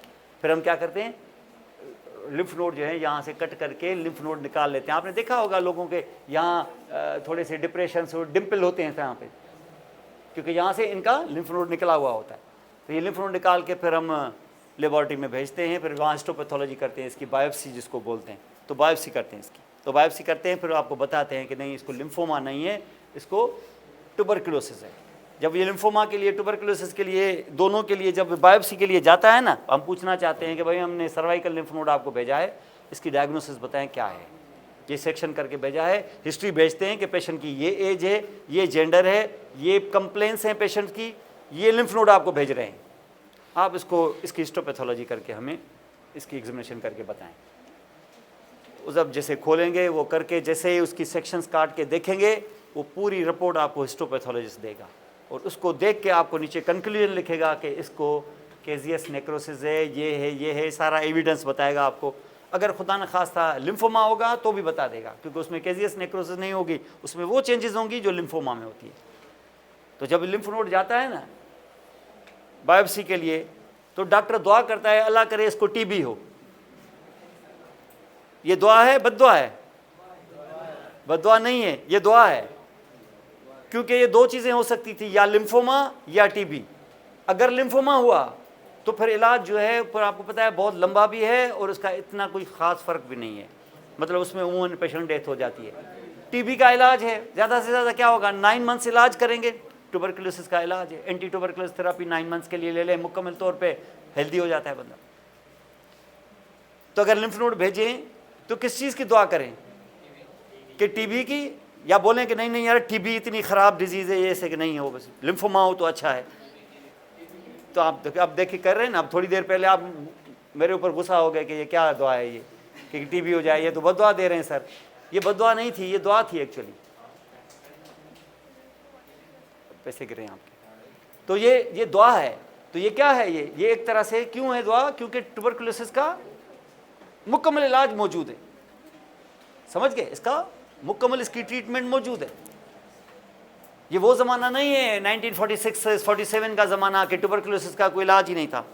हमारे फाउंडर जो हैं उसको ट्यूबरकुलोसिस थी बेचारे को, कोई ट्रीटमेंट ही नहीं थी, वो पाकिस्तान बना गया लेकिन टीबी की ट्रीटमेंट ही नहीं थी, टीबी की कोई ट्रीटमेंट ही नहीं थी। He died of tuberculosis. जब पाकिस्तान की मूवमेंट चल रही थी तब उसको ट्यूबरकुलोसिस डायग्नोस हो गई थी, लेकिन उसके डॉक्टर ने उसको बोला, खुद कायद आज़म ने डॉक्टर को, कि इसको डिस्क्लोज नहीं करना है, क्योंकि लोग मुझ पे भरोसा करते हैं। अगर उनको पता चल गया कि मुझे टीबी है और मैं 4-5 साल का मेहमान हूँ तो ये सारी मूवमेंट ही बैठ जाएगी, क्योंकि लोगों को मुझ पर यकीन है। जाहिर है वो उसकी साख तो थी ना, लोग उसकी ज़बान नहीं समझते थे। हमें अपने बड़े बताते हैं कि वो आता था इंग्लिश में, उर्दू में ऐसे बोलता था, उर्दू उसकी समझ में नहीं आती, लेकिन लोग समझते थे कि ये सही बोल रहा है, बस ये मतलब इतनी साख थी उसकी। ये लोग समझते थे बस जैसे भी बोल रहा है ये सच बोल रहा है, ये झूठ नहीं बोलता है, तो लोग उसके पीछे लग गए।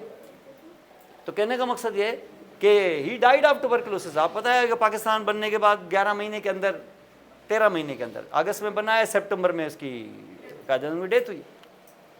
14 अगस्त और 11 सितंबर, कितना टाइम है, 1 साल और कोई 25-26 दिन।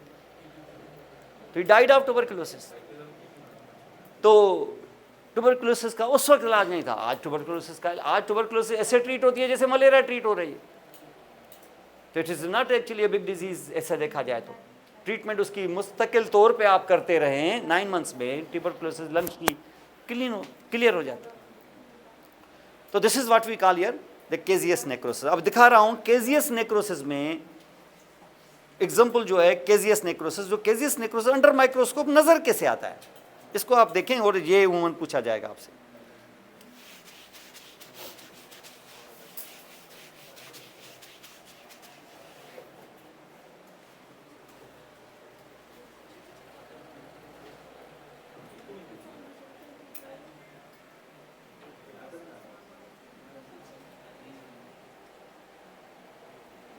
ठीक है, तो केजियस नेक्रोसिस, इसमें बेसिक आर्किटेक्चर जो है वो तो रिमूव हो गया है, लेकिन उसके साथ आप यहाँ पे देखेंगे कि वो चीज़ें लिक्विफाई हो गई हैं, लेकिन बेसिक आर्किटेक्चर वहाँ बरकरार रहा है। अब यहाँ से अब देखें कि शक्ल उसकी ऐसे हो जाती है।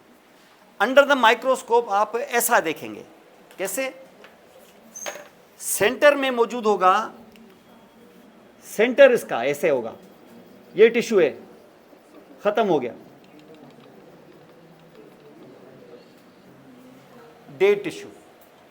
बैक्टीरिया ने किया अटैक, किस बैक्टीरिया ने, ट्यूबरकुलोसिस ने, माइकोबैक्टीरियम ट्यूबरकुलोसिस, लंग में जैसे अटैक किया, तो जो इसका सेंट्रल एरिया होगी वो क्या हो जाएगी टिश्यू की, खत्म, नेक्रोटिक। और जब हाथ लगाएंगे ना इस पे तो वो चीज़ी होगा, ग्रीजी होगा, इसको कहते हैं केजियस नेक्रोसिस। तो central area of caseous necrosis, इसको सराउंड करेंगे तुम्हारे सेल्स। कौन से सेल्स, मैक्रोफेजेस। भाई इसको छोड़ देंगे या इस फील्ड पे इन्फ्लेमेशन अटैक करेगी, इन्फ्लेमेशन होगी ना यहाँ पर, और इन्फ्लेमेशन में सेल्स आएंगे, कौन से, ये जो बैक्टीरिया है ये सडन सीवियर एक्यूट इन्फ्लेमेशन नहीं करता है, ये स्लोली चलता है, टीबी आस्ते आस्ते होगी। तो यहाँ जो बैक्टीरिया अटैक करेंगे वो होंगे क्या, मैक्रोफेजेस आएंगे। ये मैक्रोफेजेस जैसे यहाँ आएंगे तो ये पूरा कॉलर बन जाएगा ये मैक्रोफेजेस का।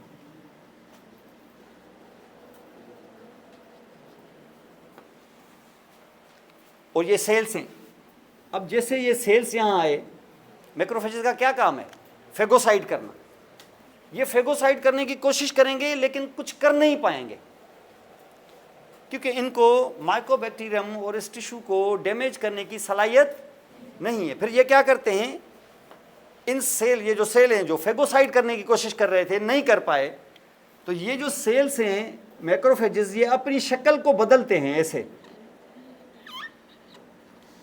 क्या हो जाते हैं, एपिथेलियम लाइक सेल्स हो जाते हैं, एपिथेलियम लाइक। यानी पहले क्या किया था, पहले जैसे होता है ना, आप देखेंगे पहले आते हैं कि यार थोड़ा लड़ाई करते हैं, फिर पता चला यार लड़ाई से काम नहीं चलेगा, फिर क्या करते हैं, थोड़ा सा सियासतदान बन के टास्क करते हैं, चलो बैठे टेबल पे टास्क करते हैं, गिव एंड टेक। पहले जंगजू होने की कोशिश की, आए मैक्रोफेजेस, वो यार मैक्रोफेजेस हम छोड़ेंगे नहीं, दबोच लेंगे, खा लेंगे अंदर, फेगोसाइड्स हमारा बड़ा नाम है, मैक्रो हैं हम लोग, जैसे अमेरिका, तालिबान को छोड़ूंगा नहीं, ये कि कारपेट बॉम्बिंग, ये वो। आखिर में बैठो कतर में बैठ के मुज़ाकरात करते हैं, और आखिर में भागने को ही तरजीह दी कि जान छोड़ो इनसे, जान छुड़ाओ इनसे। तो यहाँ से क्या हुआ, ये क्या होगा, इनकी शक्लें एपिथेलियम लाइक हो जाती हैं, माने सियासतदान बातें करें, सीक्रेट करते हैं कुछ न कुछ। इसको हम पहले क्या किया था, दबोच लेना, फिर पता चला कि लड़ नहीं पा रहे हैं, फिर मुंह से, टाक से, ऐसे सेलों को, क्या ये एपिथेलियल सेल्स है या एपिथेलियम जैसे हैं, जैसे हैं, और जो जैसे होते हैं ना उसको कहते हैं ओआईडी लगा देते हैं आखिर में, अमेगडेलॉइड, स्फेनॉइड, इथमॉइड। ओआईडी का मकसद है कि लुक अलाइक, वैसे। तो ये एपिथेलियल सेल्स नहीं है, ये एपिथेलॉइड सेल्स हैं। क्या हैं,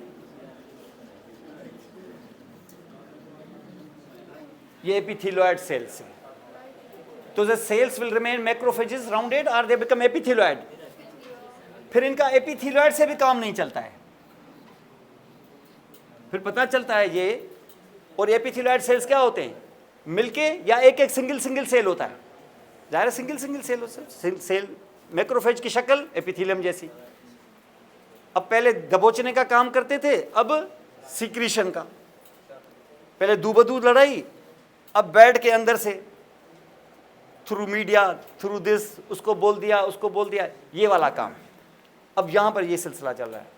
अब पता चला कि इससे भी काम चल नहीं रहा है, फिर क्या करेंगे, ये जो बैठे हुए हैं ना सेल्स, अपने साथ दूसरे सेलों को भी मिला लेंगे।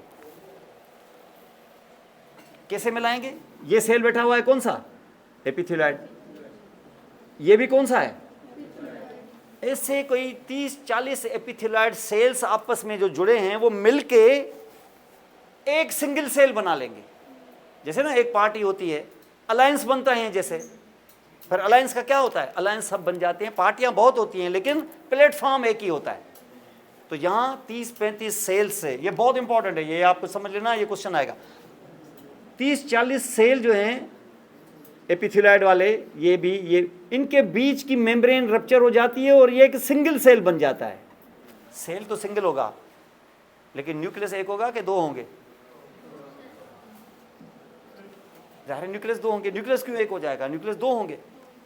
अब अगर ऐसे मैंने 30 सेल्स बनाए तो न्यूक्लियाई कितने होंगे, 30 होंगे। ऐसे न्यूक्लियाई को, ऐसे सेलों को कहते हैं जाइंट सेल्स। क्या कहते हैं, जाइंट सेल्स कहते हैं। तो ऐसे मैं नहीं कह रहा हूं कि सारे एपिथेलियोइड सेल्स जाइंट सेल्स हो जाएंगे, ऐसे कोई 8-10 ऐसे जाइंट सेल्स भी बने हुए पड़े होंगे। और जाइंट सेल्स में क्या होता है, मल्टी न्यूक्लिएशन होती है, मल्टी न्यूक्लिएटेड जाइंट सेल्स। ऐसे मल्टी न्यूक्लिएटेड जाइंट सेल्स में न्यूक्लिया जो होते हैं वो पेरीफेरी पर ऐसे सेटल्ड होते हैं, ऐसे जैसे मैं बता रहा हूं, ऐसे नहीं कि बीच में सेंटर में आपको ये सारे न्यूक्लिया मिल जाए, पेरीफेरी पे एक एक करके ऐसे बैठे हुए होते हैं। ये वाला पैटर्न कहीं और होता है, यहां की बात हो रही है। ये इस किस्म के जाइंट सेल्स को कहते हैं लेंगहांस, लेंगहान नाम है साइंटिस्ट का, लेंगहांस जाइंट सेल्स। क्या कहते हैं, जिसमें क्या होता है, जिसमें nuclei they are arranged in the periphery under the membrane. कौन सी मेम्ब्रेन, कॉमन मेम्ब्रेन। कौन सी कॉमन, वो जो 30-40 सेलों से मिलके बनी है, उसके अंडर नीचे ये बैठे हुए हैं ऐसे। अगर वो सेंटर में क्लस्टर करके बैठते ना तो फिर उसका नाम पड़ा जाता फॉरेन बॉडी जाइंट सेल्स। दो किस्म के जाइंट सेल्स होते हैं, ये वाला टीबी वाला कौन सा है, लेंगहांस जाइंट सेल्स, और वो दूसरा फॉरेन बॉडी जाइंट सेल्स। तो इसको हम लेंगहान जाइंट सेल्स कहते हैं। लेंगहान जाइंट सेल्स किसकी क्वालिफिकेशन है, किसकी कैरेक्टरिस्टिक फीचर है, केजियस नेक्रोसिस की। और उसके बाद है, क्या ये मैक्रोफेजेस और एपिथेलियोइड और जाइंट सेल का खेल है सिर्फ, नहीं, लिम्फोसाइट्स भी अटैक करेंगे। लिम्फोसाइट्स खासतौर पे कौन से, टी लिम्फोसाइट्स। आपको पता है 2 किस्म के लिम्फोसाइट्स होते हैं, बी और टी। बी लिम्फोसाइट्स बनाते हैं एंटीबॉडीज, टी लिम्फोसाइट्स टिश्यू में इम्यूनिटी प्रोवाइड करते हैं। ये क्या करेंगे, ये सराउंड करेंगे इसको। ये क्या बना रहा हूं मैं, टी लिम्फोसाइट का कॉलर बन जाएगा। और ये क्या करेंगे, कर तो कुछ इतना नहीं सकेंगे, लेकिन ये है कि इसको यहां से निकलने नहीं देंगे, ये दबा के रखेंगे, स्प्रेड नहीं हो सकेगी आपकी ट्यूबरकुलोसिस। ये पूरी कोशिश करेंगे। अगर आपके टी लिम्फोसाइट बेटर हैं, टिश्यू इम्यूनिटी अच्छी है, तो ये यहाँ दबे रहेंगे, भले बरसों लग जाएं, आपको कॉम्प्लिकेशन नहीं देख सकेंगे।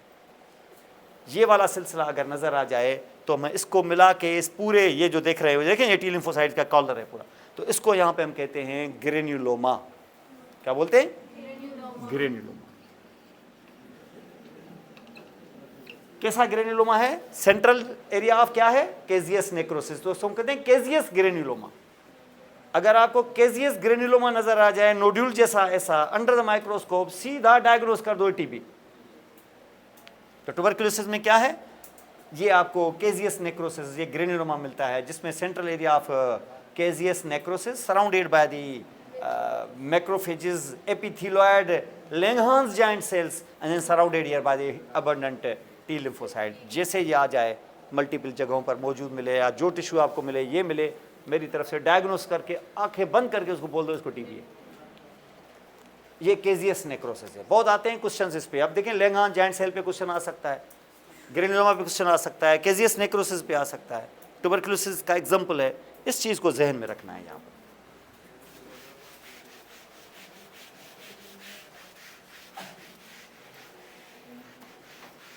और ये जो अभी आपको बायोप्सी में ये वाली फिगर दिखाई, ये कब मिलेगी? जब आप उस टिश्यू को रिमूव करके बायोप्सी के लिए भेजेंगे, अंडर माइक्रोस्कोप रखेगा वो, और रख के उसको टिश्यू को देखेगा, जब हिस्टोपैथोलॉजी करके उसको स्टेन करके उसको जब देखेगा, क्लियर कट नज़र आ जाएगा ग्रेनुलोमा यहाँ पर, तो ये ट्यूबरकुलोसिस की डायग्नोसिस हो जाएगी यहाँ पर।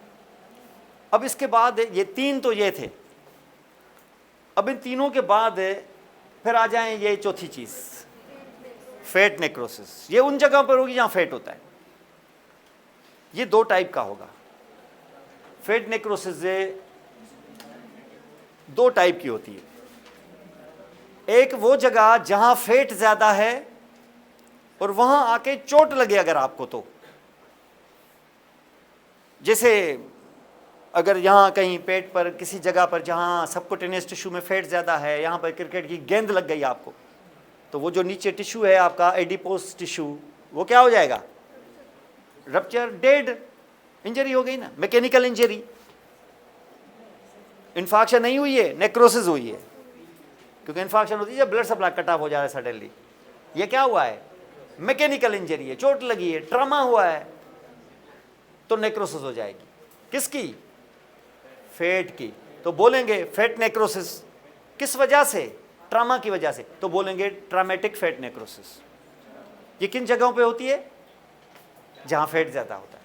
फेट ज़्यादा, ग्लूटल रीजन में फेट ज़्यादा, पेट में जहाँ इधर उधर जहाँ पे सबक्यूटेनियस टिश्यू में, फीमेल में ब्रेस्ट में, फीमेल में ब्रेस्ट के अंदर फेट ज़्यादा है। फेट की जो प्रोट्यूबरेंस है ये है ही, ब्रेस्ट की जो प्रोट्यूबरेंस है ये है ही फेट की वजह से। ग्लैंड्स भी हैं लेकिन ज़्यादा फेट है। ईस्ट्रोजन के प्रोडक्शन के बाद एकदम से फेट में प्रोलिफरेशन होती है जिसकी वजह से ब्रेस्ट बढ़ जाता है, और ये प्यूबर्टी के बाद होता है। तो यहाँ पर चोट लगने के चांसेस हैं, चोट लगेगी तो उधर फेट है, तो उससे हो जाएगा क्या? Fat necrosis. पस जमा हो जाएगा, रिमूव करेंगे सही हो जाएगा। ये फेट नेक्रोसिस है। तो it is a fat necrosis.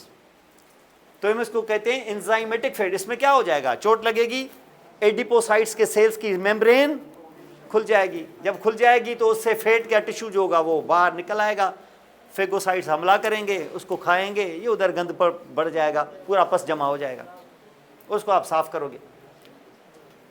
इसको कहते हैं क्या? Traumatic fat necrosis. लेकिन एक दूसरी चीज भी है, उसका नाम है एंजाइमेटिक फेट नेक्रोसिस। क्या नाम है? Enzymatic fat necrosis. अब है वो भी नेक्रोसिस। फेट नेक्रोसिस में दो चीजें मैंने बताया, एक ट्रॉमेटिक फेट नेक्रोसिस और दूसरा एंजाइमेटिक फेट नेक्रोसिस। अब एंजाइमेटिक फेट नेक्रोसिस में क्या मसला है?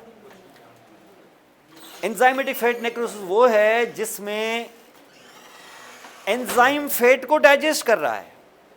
अब ये तो अच्छी बात है, अच्छी बात है तब जब जिस जगह उसको डाइजेस्ट करना है वहां करे जाके, तो अच्छी बात है। ये मैंने कब कहा कि अच्छी नहीं है? देख से मसला, एक मिसाल ले लें आप। फेट को कौन सा एंजाइम डाइजेस्ट करता है? एंजाइम जिनके आखिरी अल्फाज ASE होते हैं, ज़्यादातर, ये नहीं कहना हर दफ़ा, ज़्यादातर। लिपिड को कौन डाइजेस्ट करेगा? जो एंजाइम होगा उसका नाम क्या होगा? अमाइलेज। उधर अमाइलेज या लाइपेज? अमाइलेज या लाइपेज? भाई जो सबस्ट्रेट होता है उसके आखिर में लगते हैं AAC। कोलेजन फाइबर को डाइजेस्ट करेगा कौन? कोलेजिनेज। इलास्टिक फाइबर्स को डाइजेस्ट करेगा इलास्टेज। ऐसे ही पढ़े हुए ना आपने, या कोई अलग तरीके से पढ़ा रहा है? ये तो बोल रहा है कि लाइपेज को अमाइलेज करेगा। अमाइलेज कोई अंधा वाला अमाइलेज होगा वो आके करेगा, बाकी लाइपेज को, लिपिड को लाइपेज ही डाइजेस्ट करेगा वैसे, अगर उसको आंखें होगी तो इसका मतलब है फिर लाइपेज जाके कार्बोहाइड्रेट को करेगा डाइजेस्ट। ऐसे ही अंधी लगी हुई है अगर तो लाइपेज करेगा लिपिड को, ये अच्छी बात है। और लैपेज कहाँ से निकलता है? पेंक्रियाज से। पेंक्रियाज क्या देता है? बहुत सारे एंजाइम्स, तकरीबन सारे ही, उसमें से एक लाइपेज भी है। अब लाइपेज क्या पेंक्रियाज उधर ही दे दे, पेंक्रियाज में ही, कि उसको डक्ट में डाले? पेंक्रियाटिक डक्ट, ये पढ़िए ना जीआईटी में आपने, पेंक्रियाटिक डक्ट में डालेगा, और पेंक्रियाटिक डक्ट उसको डाल देगी कहाँ? ड्यूडिनम में, जहाँ हमारा खाना पड़ा हुआ है, जो हमने खाया है अभी। उस खाने में इस वक्त क्या है? फैट भी है, चर्बी भी है, उसमें ऑयल भी है, चर्बी भी है। उस चर्बी को डाइजेस्ट करना है, तो जब हम खाते हैं तो पेंक्रियाज के डक्ट से आराम से बहता हुआ लाइपेज इसमें आ जाता है, और डाइजेशन का प्रोसेस शुरू हो जाता है कहाँ? इंटेस्टाइन के ल्यूमन में। यही जगह है, होता रहे, बहुत अच्छी बात है। लेकिन अगर आपकी ये डक्ट बंद हो जाए, ये पेंक्रियाटिक जूस क्या अब ड्यूडिनम में आएगा कि रुक जाएगा? क्या रुकेगा कि पीछे जमा होता रहेगा? और सिर्फ जमा होगा कि यहां से फट के निकल आएगा? निकल आएगा जाहिर है। आपका पानी चल रहा है, पेंक्रियाज दे रहा है, जहां आगे नहीं रहा तो किधर आएगा? पीछे। आपकी ड्रेनेज रुकेगी तो किचन में पानी जमा हो जाएगा, तो ये पेंक्रियाज में पानी जमा हो जाएगा, और डक्टों से और ग्लैंड से निकल के उधर ही यहां पर फैल जाएगा। कौन? जूस, पेंक्रियाटिक जूस, जिसमें क्या मौजूद है? लाइपेज मौजूद है। अब लाइपेज वहीं फैल गया। अब क्या सिर्फ लाइपेज फैल गया है, या उसके अंदर और भी एंजाइम्स हैं? जैसे उसके अंदर मौजूद है ट्रिप्सिन, काइमोट्रिप्सिन वगैरह, जो प्रोटीन को डाइजेस्ट करते हैं। भाई प्रोटीन को डाइजेस्ट करेंगे वहां जहां ड्यूडिनम होगा, जहां खाना पड़ा होगा। और अब की बार कहां डाइजेस्ट करेगा? इधर ही, यहां खाना पड़ा है क्या? पड़ा है क्या? खाना है, यहां प्रोटीन है कि नहीं है? यहां भी प्रोटीन है। कौन है? खुद पेंक्रियाज भी प्रोटीन का बना हुआ है, और चीजें भी पड़ी हुई प्रोटीन की बनी हुई है। ये खाने को तो नहीं जलाएगा, तुम्हारे टिश्यू को जलाएगा। जी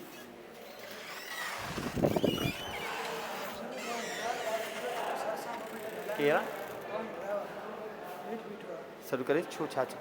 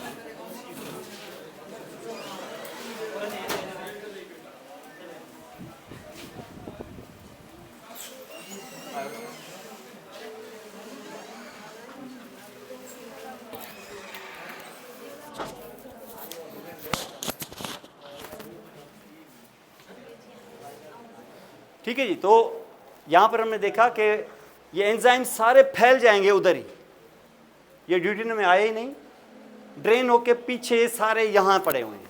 किसके अराउंड? पेंक्रियाज के अराउंड। अब क्या करेंगे, काम तो करना है, उनके अंदर एंजाइम्स पड़े हुए हैं, ये आग चूल्हे से निकल के बाहर आ गई है, तो अब क्या करेगी, आगे ऐसे थोड़ी करेगी कि मैं चूल्हे में नहीं हूँ, बाहर हूँ, तो चुप करके बैठ जाएगी, वो आपके किचन को जलाएगी, क्योंकि आग का काम है जलना, वो नेचर है, उसके नेचर में ही जलाना है। ये तो आप उसको आग को चूल्हे में रख के एक ख़ास कंट्रोल के साथ रखते हो, तो फिर ये पकाने का काम करती है, वो पकाना है, वरना उसका काम जलाना है, उसका काम पकाना नहीं है, उसका काम जलाना है। ये आपने उसको पकाने के लिए रखा हुआ है। तो इसका मकसद है कि आप अपने अकल के साथ उसका इस्तेमाल करते हो, अंडरस्टैंड। तो आप इस तरीके, तो ये जो एंजाइम्स हैं इनका तो काम है डाइजेस्ट करना, जहाँ उसको मटेरियल दो के डाइजेस्ट कर देगी। तो यहाँ पेंक्रियाज के अराउंड भी क्या मौजूद है, पेंक्रियाज के अराउंड मौजूद है, वो पेंक्रियाज अपना खुद गोश्त का बना हुआ है, तो ये प्रोटीन मौजूद है, तो वो एंजाइम उधर तुम्हारे खाने को डाइजेस्ट करता है, अब ये पेंक्रियाज को डाइजेस्ट करेगा, और जो पेंक्रियाज को डाइजेस्ट करेगा तो इन्फ्लेमेशन शुरू हो जाएगी, बोलोगे पेंक्रियाटाइटिस हो गई, तो पेशेंट का पेंक्रियाटाइटिस हो जाएगा, वो तो हो ही जाएगा, वो तो ट्रिप्सिन की वजह से। तो लैपेज क्या करेगी, उधर जो आसपास का फैट है उसको डाइजेस्ट करेगी, तो फैट को जो डाइजेस्ट करेगी तो उधर क्या ऐसा ही होगा कि वहाँ भी नेक्रोसिस शुरू हो जाएगी, तो वो नेक्रोसिस शुरू हो जाएगी। ऐसे नेक्रोसिस को कहते हैं एंजाइमेटिक फैट नेक्रोसिस। ऐसा यहाँ भी हुआ था चोट लगने से, वो था ट्रामेटिक फैट नेक्रोसिस। तो एग्जाम्पल है, अगर ट्रामा हो जाए जिस जगह पर सबकुटेनियस टिश्यू में, तो वो ट्रामेटिक फैट नेक्रोसिस, और अगर एक्यूट पेंक्रियाटाइटिस की वजह से लैपेज निकल आए और वहाँ के मौजूद फैट को डाइजेस्ट कर दे, तो फिर हो जाता है क्या, एंजाइमेटिक फैट नेक्रोसिस में वहाँ कौन सा फैट होगा, वही फैट जो होता है ट्राइग्लिसराइड्स, आमसा फैट, न्यूट्रल फैट जिसको कहते हैं, जो अंडर द स्किन है वैसा ही फैट होगा यहाँ पर भी। और आपको पता है ना कि इस किस्म का जो फैट है, इस किस्म का जो फैट है जिसको ट्राइग्लिसराइड्स कहते हैं, क्या बोलते हैं, न्यूट्रल फैट, ट्राइग्लिसराइड्स, जो हम खाते भी हैं वो भी ट्राइग्लिसराइड्स होते हैं। और ट्राइग्लिसराइड्स का अगर आपने कभी सुना हुआ हो, बायोकेमिस्ट्री थोड़ी सी कभी पढ़ी हो, तो ट्राइग्लिसराइड्स बेसिकली ये होते हैं कि 3 कार्बन एटम के साथ अगर 3 हाइड्रोक्सिल लगे हुए हों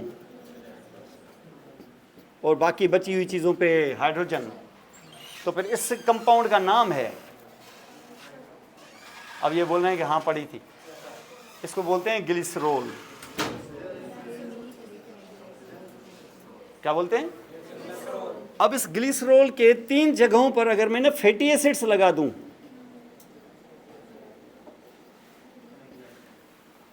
फैटी एसिड एक, दूसरा, तीसरा, तो फिर इसका नाम हो जाता है ट्राइएसाइल ग्लिसरॉल, ट्राइग्लिसराइड। यही है चर्बी जिसको बोलते हैं, यही है वो जो हमारी स्किन के नीचे है, ये जो जानवरों में है, वो जो हमारी चर्बी, वो जो खाने में आती है, वो जो गोश्त के साथ है, ये होती है।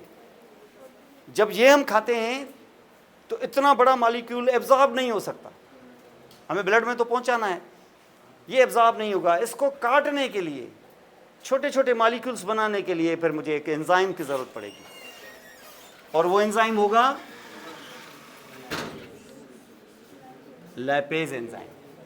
लैपेज एंजाइम क्या करेगा, एक यहां चोट मारेगा इसकी, इसको अलग कर देगा, पीछे रह जाएगा डाइग्लिसराइड्स, इसको डाइएसाइल ग्लिसरॉल भी कहते हैं, डाइग्लिसराइड, चलो ऐसे बोल दो। एक फैटी एसिड बन गया, एक डाइग्लिसराइड बन गया। लैपेज और एक्शन करेगा, एक और फैटी एसिड, और पीछे मोनोएसाइल ग्लिसरॉल, मोनोग्लिसराइड, और आखिरी चोट यहां मारेगा, एक और फैटी एसिड, और पीछे क्या रह गया, ग्लिसरॉल। अब एक ग्लिसरॉल, 3 फैटी एसिड्स, ये तुम्हारे एक ट्राइएसाइल ग्लिसरॉल से 4 चीज़ें निकली हैं, ये बड़े आराम से एब्जॉर्ब हो जाएंगी, समझ गए। ऐसे डाइजेशन होती है, वो बड़े इज्जत के साथ होती है इंटेस्टाइन के अंदर, पेंक्रियाज के डक्ट के साथ आता है लाइपेज, वो बड़े मज़े से ये हो जाता है अल्हम्दुलिल्लाह। सब प्रॉब्लम तब हुआ है जब डक्ट ब्लॉक हो गई है, स्टोन आ गया, डक्ट ब्लॉक हो गई, वो गाल ब्लड से स्टोन नीचे आया और डक्ट को ब्लॉक कर दिया, डक्ट को ब्लॉक कर दिया, तो ये सारे जूसेस जो हैं वो उल्टे पेंक्रियाज में आ गए, और जैसे पेंक्रियाज में आ गए तो लैपेज भी आ गया, और लैपेज आ गया तो उधर के आसपास के फैट को गला के ये हशर कर दिया है।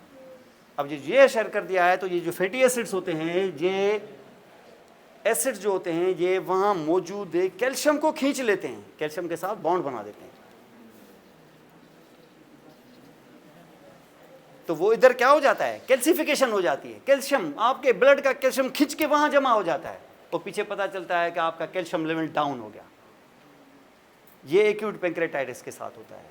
और ये गड़बड़ हो रही है क्या, नेक्रोसिस हो रही है। किस टाइप की नेक्रोसिस, एंजाइमेटिक फैट नेक्रोसिस, जिसमें ये फैट जल गया। ये एक्यूट पेंक्रेटाइटिस बहुत खतरनाक डिजीज़ है, बहुत खतरनाक कंडीशन है। ये आईसीयू में पेशेंट होगा, ये कम से कम 10-15 दिन लग जाते हैं, और बहुत सारे सेटअप्स में तो पेशेंट रिकवर करते ही नहीं है।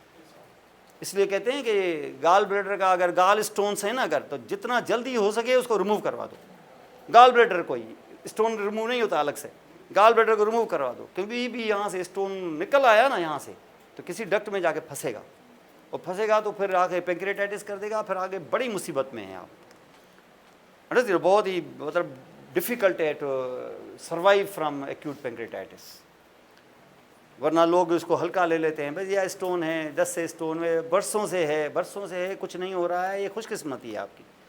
लेकिन ये है कि आप रिस्क ना लें, ये चांस लेने के बराबर है। एक कभी कभी एक निकल के आ गया ना, और डक्ट में फंस गया, और नीचे आके कहीं मेन पेंक्रेटिक डक्ट में फंस गया, तो फिर आपको पता है कि बाइल भी ब्लॉक हो जाएगी और पेंक्रेटिक ब्लॉक हो जाएगी। यहाँ एक्यूट पेंक्रेटाइटिस, इधर जॉन्डिस भी हो जाएगा, और ये फिर बहुत डिफ़िकल्ट होता है इसको मैनेज करना। तो this is what we call here necrosis. We call it fat necrosis or enzymatic fat necrosis and traumatic fat necrosis. दूसरी नेक्रोसिस का एक टाइप ये है जिसको हम फिब्रिनॉइड नेक्रोसिस कहते हैं। फिब्रिनॉइड नेक्रोसिस ये बेसिकली ये जो ऑटो इम्यून डिजीजेस होती है ना, जिसमें कुछ antibodies which are against your own tissue मुसलसल चलती रहती हैं। फिर ये क्या करती हैं, ब्लड वेसल्स की वाल जो होती है, आर्टरीज की वाल्स, उसके अंदर एंटीबॉडीज डैमेज करती रहती है, स्लोली एंड ग्रेजुअली डैमेज करती रहती है। और डैमेज करेगी, जब बहुत दिनों तक डैमेज होगा तो उस जगह पर नेक्रोसिस हो जाएगी, आहिस्ता आहिस्ता बरसों लगते हैं।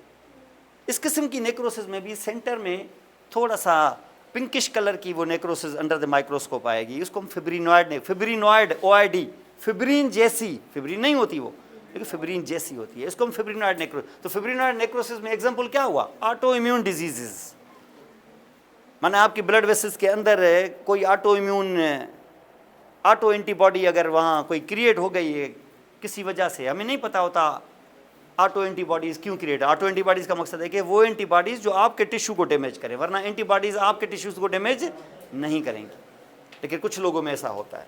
तो ये ऑटो एंटीबॉडीज़ इस तरीके से यहाँ पर होती हैं।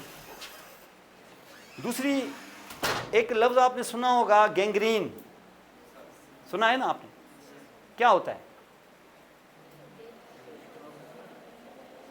वो बोलेंगे सर हमने कहा सुना है, अभी क्या होता है ये थोड़ा ही को पता है। डेथ हो जाती है टिश्यू की, वो तो सब में हो गई थी, नेक्रोसिस में भी हो गई थी। वो तो परमानेंट, तो नेक्रोसिस वाले को उठ के खड़े हो जाते हैं क्या दोबारा, वो भी तो परमानेंट डैमेज है। डेथ परमानेंट नहीं होती तो क्या उठ के खड़ा हो जाता है कब्र में जाके कि मैं तो जिंदा था, मुझे आपने ये क्या कर दिया, ये बदतमीज। नहीं, वो भी रिवर्सिबल नहीं होती। नेक्रोसिस का काम ही इरिवर्सिबिलिटी है, ये भी इरिवर्सिबल है, वो भी इरिवर्सिबल है, सब इरिवर्सिबल। ये नेक्रोसिस, इसको गैंग्रीन क्यों कहा मैंने? ये गैंग्रीन इसलिए है because it is necrosis but it is super imposed bye infection, यानी उस डेड टिश्यू को मर तो चुका है वो, अब इस मुर्दा के ऊपर बैक्टीरिया ने हमला कर दिया, जिसने डिकम्पोज हो जाती है बॉडी, बदबू आना शुरू है। इसके अंदर क्या है, नेक्रोसिस है, and necrosis is super imposed by bacteria. नहीं, गैंग्रीन उसी को तो कहते हैं gangrene, it is super imposed by bacteria. और अगर ऐसा हो गया तो इवन ऐसा अगर हो गया तो फिर आप यहां पे देखेंगे, फिर इसका नाम पड़ जाएगा गैंग्रीन। जैसे आप अगर, अब इसमें 2-3 टाइप्स हैं, एक को कहते हैं ड्राई गैंग्रीन, यानी आर्गन आपका ड्राई होगा, एक को कहते हैं वेट गैंग्रीन, एक को कहते हैं गैस गैंग्रीन। एक होती है ड्राई गैंग्रीन। ड्राई गैंग्रीन का मकसद है कि सडनली, ये यूजुअली लिम्स में होती है, लोअर लिम्स में, सडनली आपकी लोअर लिम्ब की ब्लड वेसल ब्लॉक हो गई। अगर ब्लड वेसल आपकी ब्लॉक हो गई तो उस ब्लड वेसल की ब्लॉकेट के बाद की जो लोअर लिम्ब है उसमें ब्लड सप्लाई नहीं होगी। आस्ते आस्ते ब्लड सप्लाई नहीं होगी, 6, 8, 10 घंटे बाद वो नेक्रोसिस हो जाएगी। हो तो नेक्रोसिस गई, अभी गैंग्रीन नहीं हुई। अब देखेंगे कुछ अरसे बाद वो देखेंगे आस्ता आस्ता आस्ता आस्ता वो इलाका जो है वो ब्लैक होना शुरू हो जाएगा, वो ब्लैक होना शुरू हो जाएगा। अगर ये होना शुरू हो गया तो फिर हम इसको कहेंगे, अगर हाथ लगाएंगे तो वो होगा ड्राई। क्यों? ब्लड सप्लाई जा ही नहीं रही है उधर, तो हम इसको कहते हैं ड्राई गैंग्रीन। तो उसका नाम ड्राई। तो ड्राई गैंग्रीन यूजुअली कहाँ होती है? जहाँ पेरिफेरल आर्टरीज में ब्लॉकेड हो जाए सडनली, तो सडन ब्लॉकेड इनके अंदर हो जाए तो यहाँ पर ये ज़्यादातर कहाँ होते हैं? ये लोअर लिम्ब में अंदर। ख़ास में आपने देखा होगा डायबिटिक फुट, देखा है ना आपने? डायबिटीज़ के अंदर ये डायबिटिक फुट क्यों हो जाता है? क्योंकि ये जो आर्टरियाँ हैं उनके अंदर एथेरोस्क्लेरोसिस हो जाती है, वो ऐसा ऐसा मुकम्मल ब्लॉक हो जाती है। और ब्लॉक हो जाती हैं तो जो जो इलाके ब्लॉक हो जाते हैं वो देखें, वो बिग, उसका टो, बिग टो, टोज आस्ते आस्ते आस्ता नहीं किया तो पूरा फुट ब्लैक हो जाता है। इसको हम या फिर इवन अगर इंजरी हो गई, फ्रैक्चर हो गया, फ्रैक्चर में आर्टरी रप्चर हो गई, पहुंच गया किसी छोटी हॉस्पिटल में, उसने बोला कि यह फ्रैक्चर है, इसको ठीक करते हैं, ये पता ही नहीं लगाया कि आर्टरी भी टूट गई है, आर्टरी भी रप्चर हो गई है। तो छोटे हॉस्पिटल होते वो फ्रैक्चरों में ज़्यादा ध्यान देते हैं, उनके पास वेस्कुलर सर्जन ही नहीं होते। वो आर्टरी को, टूटी हुई आर्टरी, रप्चर्ड आर्टरी को ट्रीट ही नहीं किया, वो छोड़ा उसको तो नीचे वाला पूरा ऐसा ख़त्म हो गया। वो देखेंगे कि 4-6 दिन बाद वो ब्लैक होना शुरू हो जाएगा, ब्लड सप्लाई कट ऑफ हो गई। ये क्या है? नेक्रोसिस, लेकिन क्या हो गया है? ब्लैक हो गया वो। इसको हम कहते हैं क्या? Dry gangrene. लेकिन अगर इस ड्राई गैंग्रीन के साथ अगर उसमें बैक्टीरियल इन्फेक्शन भी हो जाए, तो बैक्टीरियल इन्फेक्शन होगी तो बैक्टीरिया अटैक करेंगे। बैक्टीरिया जब अटैक करेंगे तो अपने लाइसोसोमल एंजाइम्स देंगे, तो वो चीज़ जो है क्या अभी भी ड्राई रहेगी कि वो वेट हो जाएगी? और सिर्फ वेट होगी कि ऊपर ब्लिस्टर्स वगैरह, ये रेडनेस, ये सब कुछ हो जाएगा? उसको हम कहेंगे वेट गैंग्रीन। कुछ जगहों पर ऐसा होता है कि जो बैक्टीरिया होते हैं, ये आम से बैक्टीरिया नहीं होते हैं, ये एक और बैक्टीरिया होता है, इसको हम कहते हैं क्लॉस्ट्रीडियम। आपने सुना होगा क्लॉस्ट्रीडियम में, खासतौर पे वो मशहूर क्लॉस्ट्रीडियम तो आपने सुना होगा, क्लॉस्ट्रीडियम टेटना है, जो टेटनस काज करता है। अगर इस किस्म का बैक्टीरिया अटैक कर दे तो ये बैक्टीरिया अंदर जाके मस्तिष्क को गला देता है और वहाँ से सल्फाइड वगैरह, हाइड्रोजन सल्फाइड गैसेस प्रोड्यूस करता है। ये सिर्फ मैंने क्लॉस्ट्रीडियम की बात की है, सब नहीं, क्लॉस्ट्रीडियम की बात। तो अगर क्लॉस्ट्रीडियम ने अटैक किया तो उस जगह पर सिर्फ गैंग्रीन होगी, या हाथ लगाएंगे तो नीचे कुछ गैस जैसा होगा, फील होगा, फूल जाएगा। और जब हाथ लगाएंगे ना आप, तो आपको एक क्रेपिटेशन फील होगी, ऐसे करे कड़कड़ की आवाज़ आएगी ऐसे। तो अंदर क्या दबा हुआ है? गैसेस हैं। किसने गैसेस प्रोड्यूस की हैं? क्लॉस्ट्रीडियम बैक्टीरिया ने की हैं, और उसकी वजह से दबाव पड़ेगा और गैंग्रीन हो जाएगा। ऐसे गैंग्रीन को कहते हैं गैस गैंग्रीन। ये ख़ास तौर पे इंटेस्टिन्स में भी अगर इस किस्म की हो जाए इन्फेक्शन, तो वहाँ पे भी गैस गैंग्रीन हो जाता है। तो wet gangrene, dry gangrene and gas gangrene. तो गैंग्रीन भी एक तरह से इन्फेक्शन है, लेकिन इन्फेक्शन को सुपर इम्पोज करेंगे बैक्टीरियल इन्फेक्शन भी, तो फिर इसका नाम फिर गैंग्रीन पड़ेगा। Gangrenous necrosis, you can call it like this also. Fibrinoid necrosis, caseous necrosis, enzymatic and traumatic fat necrosis, coagulative necrosis and liquefactive necrosis. ये नेक्रोसिस के पैटर्न्स हैं यहाँ पर। और नेक्रोसिस खुद क्या है ये भी आपने देख ली, इरिवर्सिबल रिवर्सिबल इंजरी क्या है ये भी यहाँ पे देख। तो ये टोटल नेक्रोसिस का पैटर्न है जो आपने यहाँ पे देखा। इसकी पावर पॉइंट भेजता हूँ और इसका फिर वीडियो भी आपको भेज देती हूँ।